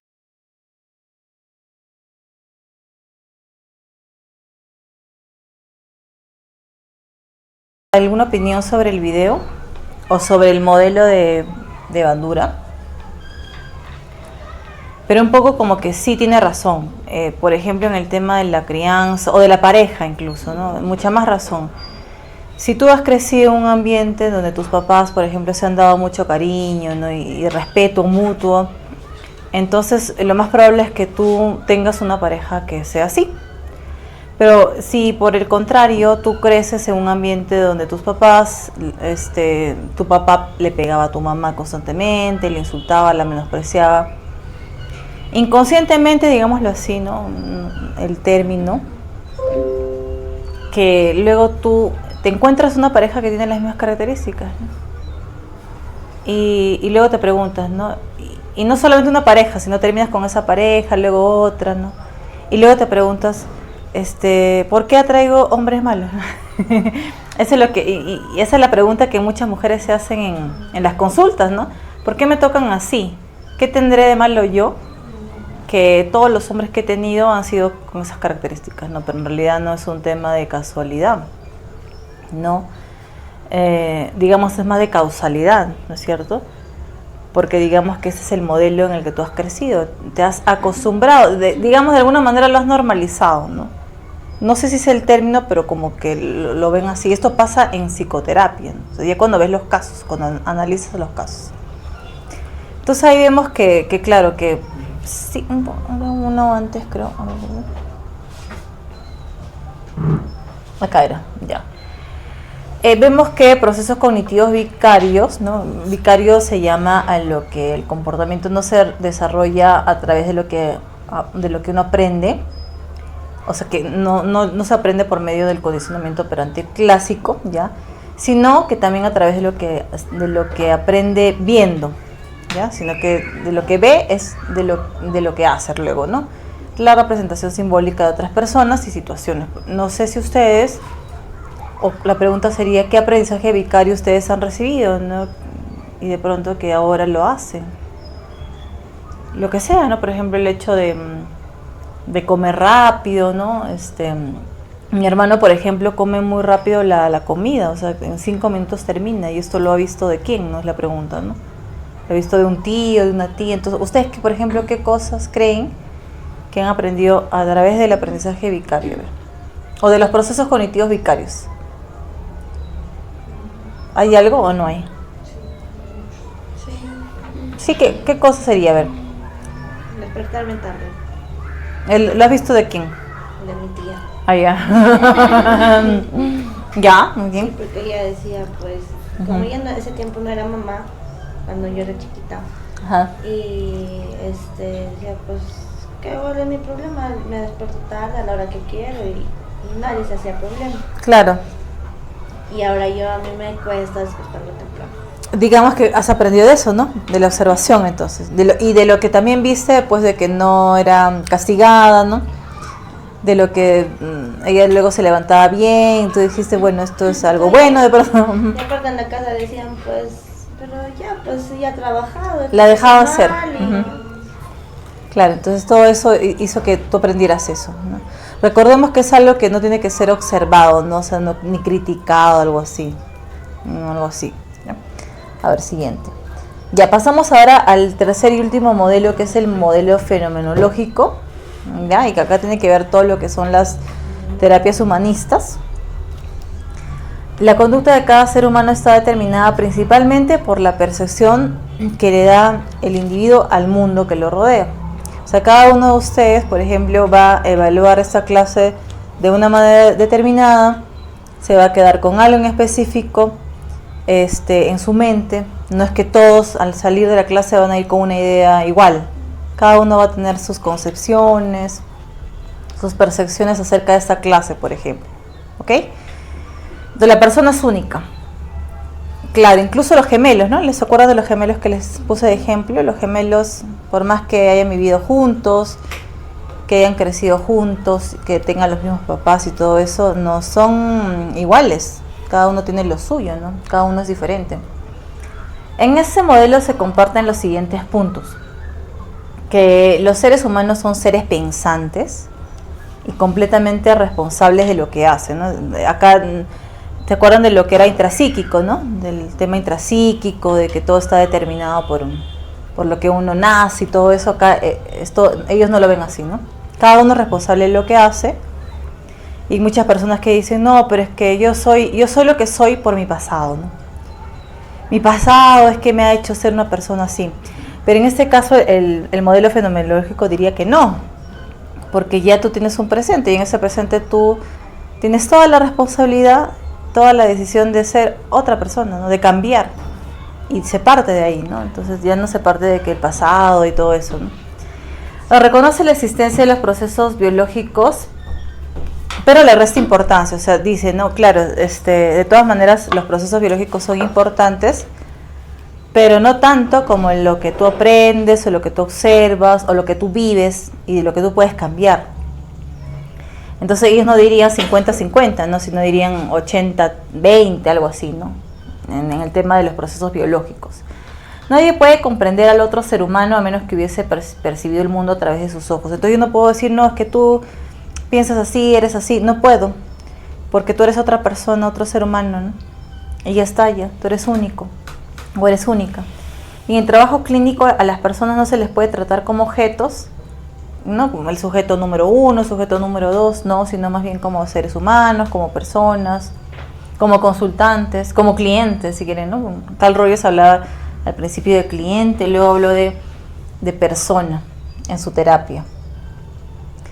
Entonces primero tenemos a la teoría del constructo personal de George Kelly, George Kelly, que él menciona que los individuos actúan de acuerdo a un conjunto de expectativas acerca de la consecuencia de su comportamiento. ¿Okay? La validación de constructos personales constituye la meta de todo ser humano. O sea, constructos personales, ¿no? Lo que tú consideras acerca de una realidad. Por ejemplo, ¿cuál es tu constructo personal sobre la Navidad, ¿no? Y cada uno tendrá una idea, ¿no? Bueno, que la Navidad es una celebración familiar, dirá uno, ¿no? Otro dirá, no, que la Navidad simplemente es celebrar el nacimiento de Jesús, un católico, ¿no? Podrá decir eso. Entonces cada uno tiene su constructo de acuerdo a la realidad. Y de acuerdo a eso vas a constituir tu meta. Entonces cada uno tiene su constructo de la psicología, de la carrera de psicología, y de acuerdo a sus constructos, ya, de lo que tengan ahora, van a ser psicólogos clínicos o tal vez no, en el camino se van a dar cuenta que no era lo suyo, ¿no? O digamos, de acuerdo al modelo también que ustedes construyan, ¿no? De pronto algunos serán cognitivo-conductuales, por ahí otro gestal y así, ¿no? Entonces cada persona busca acertar en su concepción acerca del fenómeno llamado vida, ¿no? Y con respecto a si casarse o no también, ¿no? Que justamente era lo que les decía, que su generación ya es como que ya esto ya no lo está viendo como una meta, ¿no? Anteriormente sí, por ejemplo decían, no, tengo que casarme, era como una meta. Era como que si no te casabas, algo andaba mal en ti, algo tenías, ¿no? Y te decían las solteronas, sobre todo las mujeres, ¿no? Los hombres no. Entonces ahora ya no es eso, ahora se ha cambiado. ese concepto, ese constructo, entonces ya son otros tiempos, otras metas. La conducta problemática se desarrolla cuando la persona crea constructos imprecisos. Entonces, por ejemplo, por ahí Henry decía, no sé, todavía estoy un poco confuso en sobre qué modelo, ¿no? Entonces, si esta confusión permanece por mucho tiempo, Henry, podría ocasionar tal vez un tema y un conflicto, tal vez, ¿no? Tal vez ahorita no, pero luego más adelante. Entonces, eso, ¿no? Constructos imprecisos porque no lo tengo claro, ¿no? Ante una situación. Y las personas tienen toda la capacidad de cambiar sus constructos para mejorar. O sea, de hecho, ¿no? Por ejemplo, si yo tengo un constructo un tanto racista o prejuicioso sobre algún tema, pues eso no me va a hacer bien, pues, ¿no? Por ejemplo, ¿cuál sería un constructo un tanto discriminador o racista, ¿no? Hoy en día? Por ejemplo, si tengo un paciente que es homosexual, ¿no? Y yo soy otra religión y como que ahí lo quiero cambiar, ¿no? O recuerdo una paciente que estaba embarazada de un mes, creo, ¿no? Pero tenía 14 años, ¿no? Imagínense. En ese caso recuerdo que una trabajadora, no era psicóloga, ¿no? Una trabajadora dijo, no, pero tienes que tenerlo, ¿no? Como que ya le estaba diciendo que tome una decisión en base a sus constructos, ¿se dan cuenta? En ese caso no es bueno. O sea, no es bueno que tú al paciente le des ideas en base a tus constructos, ¿ok? Entonces hay que tener mucho cuidado con eso. La idea es que cambien sus constructos para mejorar, o sea, siempre esa va a ser la idea, ¿no? Por ejemplo, si es que yo soy una persona que, como dices, Jessie, ¿no? Sí, me levanto tarde ya, pero imagínese que te casas y todo eso, tienes hijos, pues ya tendrías que cambiar tu constructo, ¿no? Levantarte tarde, ahí tendrías, porque ya eres una mamá, tienes que velar por tus hijos. Y en ese punto, ¿no? Porque si tú, por ejemplo, te sigues levantando tarde, a pesar que tienes 4 hijos, eso no sería el adecuado, pues, ¿no? Faltarían al colegio, todo eso. Entonces, ahí hay que cambiar. No estudio. Ni con mi gato. Ni con tu gato, ya. La teoría de autorrealización de Rogers ahora, ¿no? Que Rogers es un psicólogo humanista, ¿no? Bastante representativo, por cierto, ¿no? ¿Quién no ha escuchado de Carl Rogers, ¿no? Afirma que las personas tienen una motivación innata que se llama la autorrealización, o sea que todos tenemos una autorrealización, ¿no? Ahora sería muy bonito preguntarles a cada uno cuál es su autorrealización, pero no es que cuando tú llegas a tu autorrealización, ¿no? O sea, a la punta de la pirámide y ahí termina y ya no quiero más. Más bien hay otra pirámide que tienes que escalar, ¿no? Y así. Y en realidad el ser humano es de nunca acabar, ¿no? Uno tiene dinero, por ejemplo, y quiere ganar más, y quiere comprar más, y así es, nunca se termina. En realidad son pocas las personas que están completamente satisfechas con lo que tienen, o sea, la mayoría siempre quiere un poco más y más y más, ya. En el sí mismo o autoconcepto también, ¿no? Que surge como un conjunto de experiencias evaluadas según las opiniones de los demás, o sea, cada uno tiene su sí mismo, su autoconcepto con respecto a diferentes realidades, ¿no? Diferentes cosas de la vida.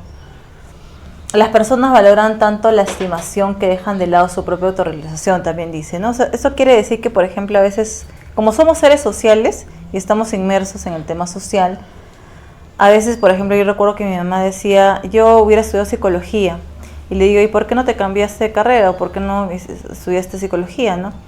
No, es que yo tenía amigas en la universidad y ya mis amigas me convencieron. Entonces como que eso yo lo veo ahí como que más se dejó llevar por el tema de la estimación, ¿no?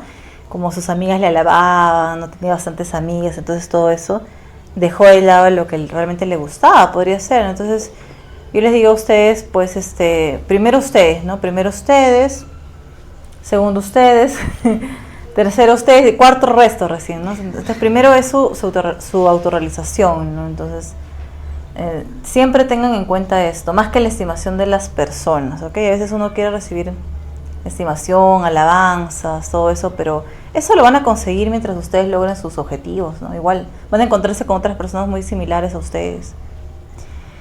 Y ahí es donde surge la incongruencia, además, ¿no? Cuando estoy por ejemplo, la incongruencia es cuando yo pienso una cosa, digo otra cosa y actúo de diferente manera, ¿no? Por ejemplo, ¿no? Entonces, ¿ustedes qué tan congruentes son? Del 0 al 10, por ejemplo, ¿qué notas se ponen a su congruencia? ¿están bien acá o de pronto están haciendo algo que no querían hacer, pero lo están haciendo por presión y realmente no están fluyendo como seres humanos, ¿no? No están llegando a su autorrealización, no lo sé. Entonces, eso es como que para preguntarse, ¿no? Y en el presente, con la ayuda de la terapia o no, porque a veces también hay sucesos que ocurren en la vida que te hacen cambiar, no necesariamente es la terapia, ¿no? A veces ocurren cosas inesperadas y que cambias, pues. Pero a veces sí es necesario la terapia, ¿no? La terapia también te hace cambiar. Pero ojo, para llevar terapia no es que te dicen, ¿no? Oye, tienes que llevar terapia y tú obediente, ¿no? Sino es que uno mismo ya decide llevar terapia, ¿no? Y por esa decisión también cambia, pues, ¿no?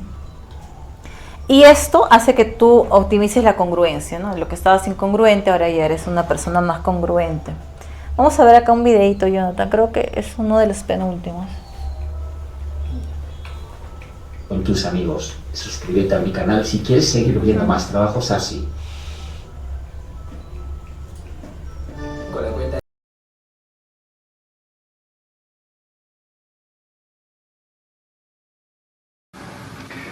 From my own years of therapeutic experience, I've come to feel that if I can create the proper climate, the proper relationship, the proper conditions, a process of therapeutic movement will almost inevitably occur in my client. And then ask, what is this climate? What are these conditions? Will they exist in the interview with the woman I'm about to talk with, whom I've never seen before? Well, let me try to describe very briefly what these conditions are as I see them.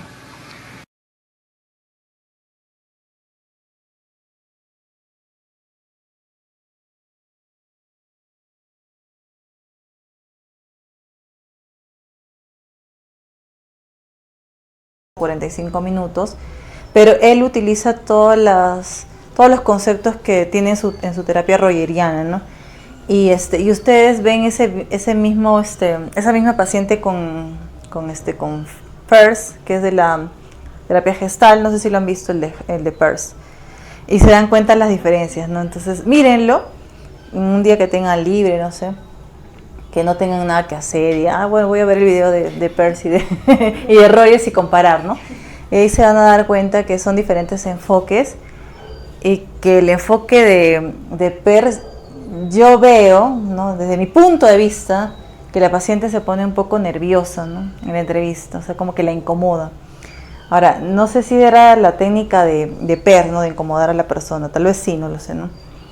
Pero yo siento que la paciente Gloria con Rogers funciona mejor, o sea, como que se va enfocada a la autorrealización y se da cuenta de muchas cosas que con Peirce de pronto más incomodó, ¿no? Más fue lo que se incomodó.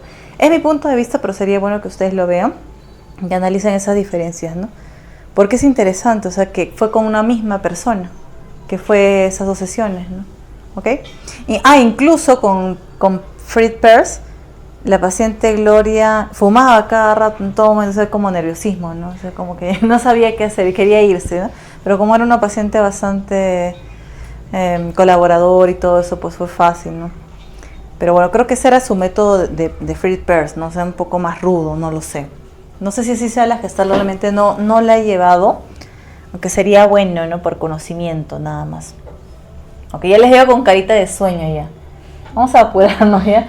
Más luego la psicología humanista habla de la escalera también, ¿no? O sea, para llegar a la autorrealización, y que él parte de las necesidades fisiológicas o básicas, ¿no? Que como es el tema del hambre, del sueño, Sí, no estaba allá.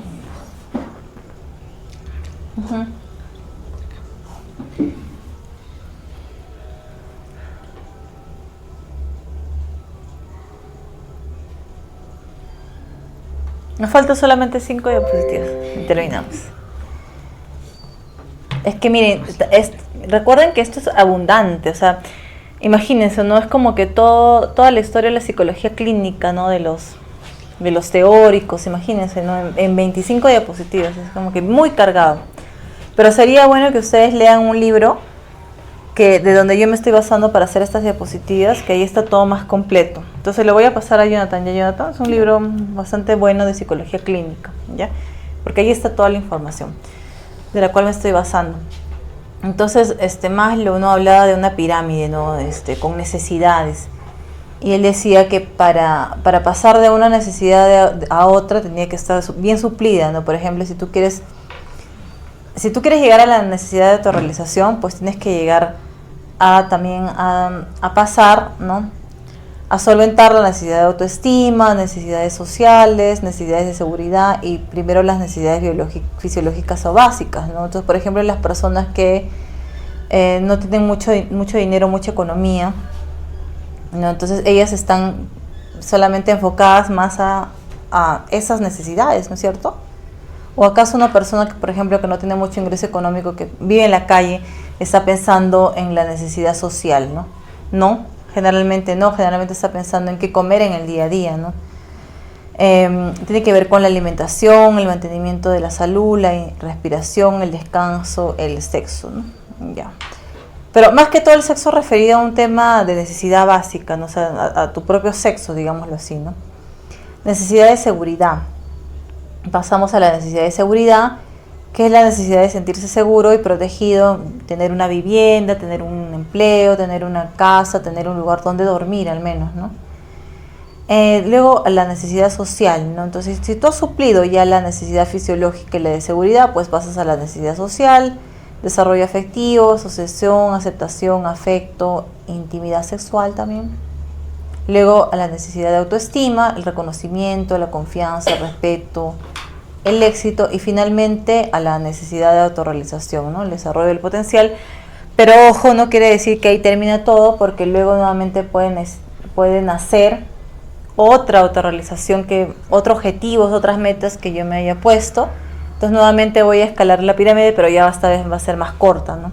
Ya no desde la necesidad fisiológico básica, sino de pronto desde las necesidades sociales, ¿no? Porque cambio de lugar, de vivienda, entonces desde ahí empiezo a construir mi pirámide.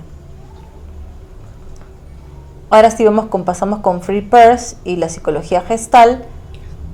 Y bueno, Perls consideraba que se exageraba la importancia de los instintos sexuales. Claro, también como que era un opositor de lo que fundamentaba Freud, digámoslo así, y se menospreciaba el factor que él denominó hombre, un instinto, tendencia hacia la autoconservación y autorrealización. Más bien, él como que le da importancia a eso, ¿no? Que en toda persona hay una tendencia hacia la autoconservación, hacia el crecimiento, hacia todo eso. Ya no tanto a los instintos, a eso ya no. Desarrolló una orientación clínica denominada terapia gestal. No la gestal, sino la terapia gestal, porque la gestal fue fundada por otros teóricos, ¿no? Que no lo vamos a ver acá. Cuyo objetivo es que la persona desarrolle nuevamente su crecimiento y restablezca sus procesos de conocimiento. Entonces, no sé si ustedes alguna vez han ido a un taller de terapia gestal. Un poco compartan, si es que han ido, ¿no? Si es que no han ido, pues no. O han escuchado, ¿han llevado clases de gestal o no han llevado clases de gestal?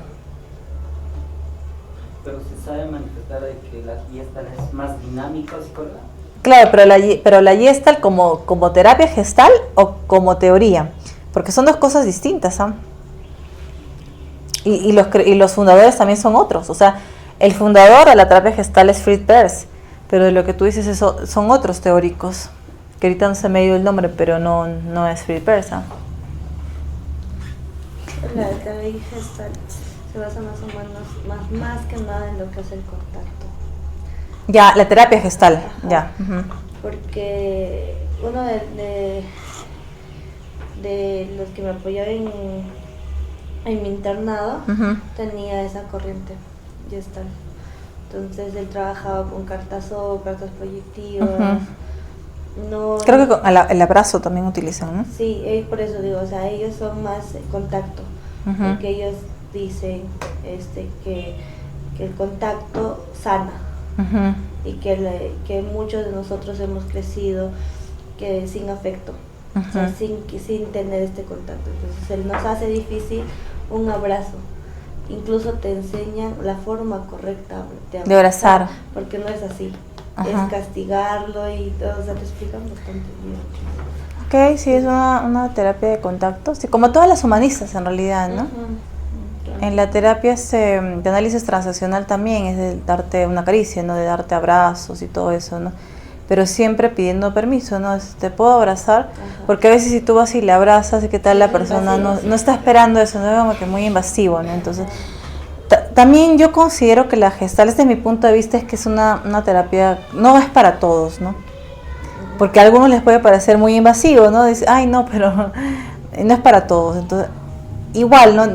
Toda terapia no es para toda persona, ¿no? Hay personas que se sienten mejor con una terapia cognitivo-conductual, con una terapia humanista, con una terapia gestal, vamos a decirlo, con una terapia rogeriana, aunque yo creo que ahorita no sé si hay alguien que esté aplicando terapia rogeriana tal cual, no lo sé, no habría que hacer.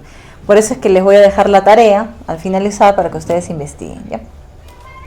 Ahora vamos con este último punto, que son las críticas de los modelos clínicos, ¿no? Porque todo modelo clínico no es perfecto, pues no tiene sus cositas, sus imperfecciones y habría que ver, ¿no?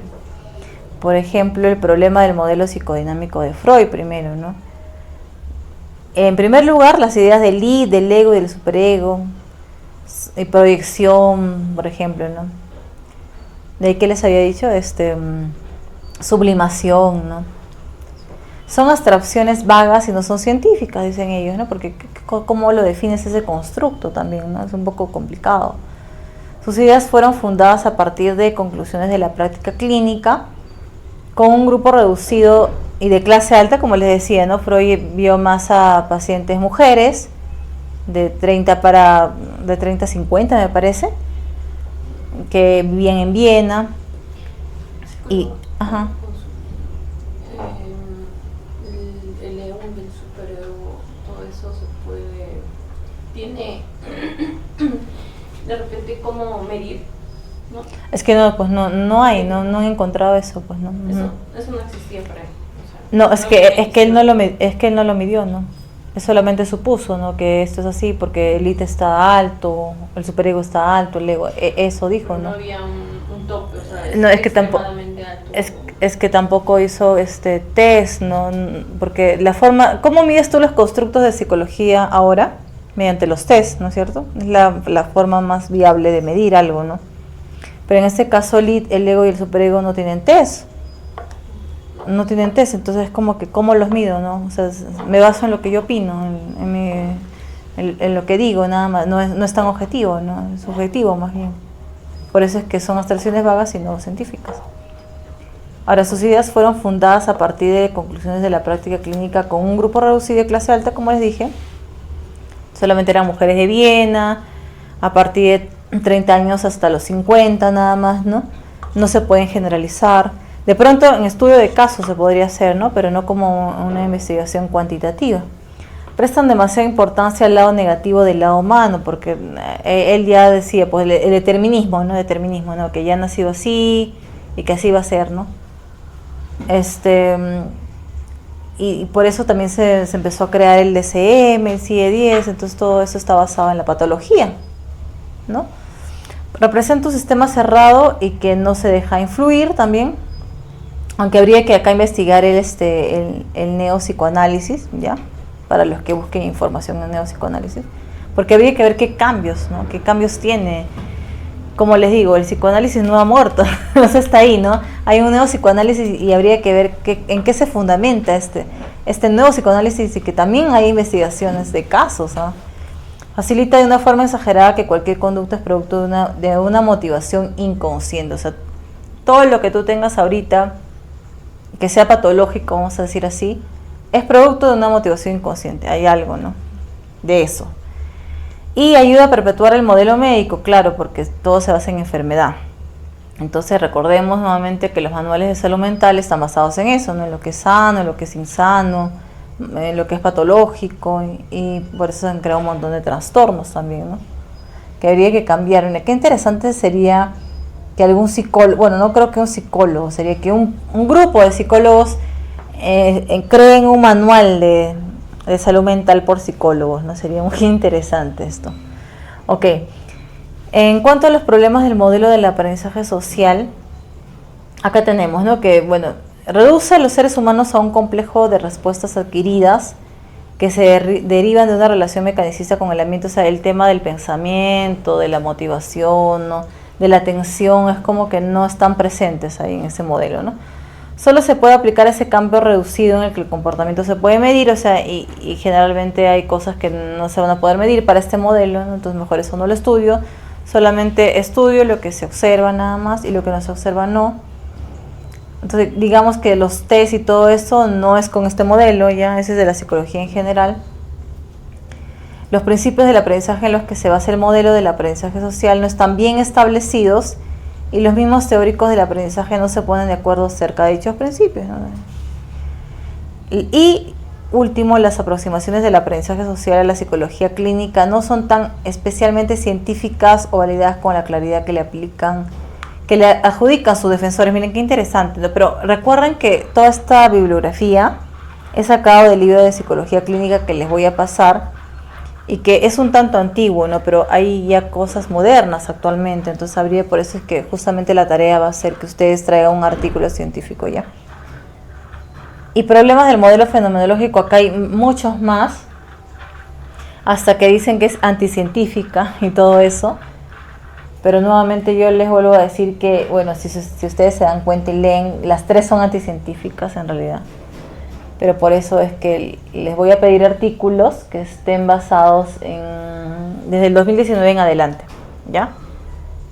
Ahorita vamos a hacer un sorteo y a cada uno le va a tocar un modelo o un enfoque en todo caso, ¿no? Incluso de lo que no se ha visto en esta clase. Puede ser, por ejemplo, de la terapia sistémica familiar también, ¿ya? La aproximación fenomenológica se preocupa de una manera muy estrecha por la experiencia consciente inmediata y no presta suficiente atención a la importancia de la motivación inconsciente, a las contingencias de reforzamiento, a las influencias circunstanciales, a los factores biológicos, porque recordemos que no lo veían, ¿no? Y otros aspectos parecidos en la determinación del comportamiento que más se basan en el aquí y ahora, en lo que hace la persona desde aquí al futuro. Como que no ven el tema de que de pronto sí, pues esa persona es así porque hay causas, ¿no? Digamos, en su infancia, en su adolescencia, que lo hicieron ser así. Ellos prefieren no verlo en realidad, ¿no? El modelo no trata de una manera adecuada el tema del desarrollo de la conducta humana tampoco, ¿no? Las teorías fenomenológicas proporcionan descripciones excelentes del comportamiento humano, del tema subjetivo, pero por lo general no se enfocan sobre la exploración científica de sus causas funcionales, aunque ahora existen test de terapias humanistas, incluso el análisis transaccional tenía sus test también, entonces ahí ustedes podían sacar. Los conceptos fenomenológicos no son científicos, son vagos, son esotéricos y en general difíciles de entender, mucho menos investigar, aunque los conceptos de Carl Rogers sí son científicos, sí se han investigado, ¿no? Habría que ver esto también, ¿no? Las teorías fenomenológicas no solo están en contra de la ciencia, sino que también están en contra del intelecto. Imagínense lo que dicen, ¿no? Ya, pero este es basado del libro que les voy a pasar, ¿ya? No es lo que yo digo, por si acaso. Y el modelo fenomenológico puede describir de manera teórica el comportamiento de todos los seres humanos, pero su aplicabilidad clínica se limita a aquellos segmentos de la población cuyo ambiente intelectual, educativo y cultural es compatible con la naturaleza introspectiva de esta aproximación. O sea que lo que está diciendo acá es que no todas las personas podrían estar inmersas o llevar la terapia dentro del modelo fenomenológico, ¿no? Eso es lo que dice esta parte, pero lo que yo quiero que encuentren ustedes en los artículos que van a buscar es que más bien cómo es que rechazan estos problemas, ¿no? Porque ya estamos en el año 2024, entonces ya la ciencia ha avanzado bastante y se espera eso, ¿no? Ya, entonces hasta aquí esta clase. Ya.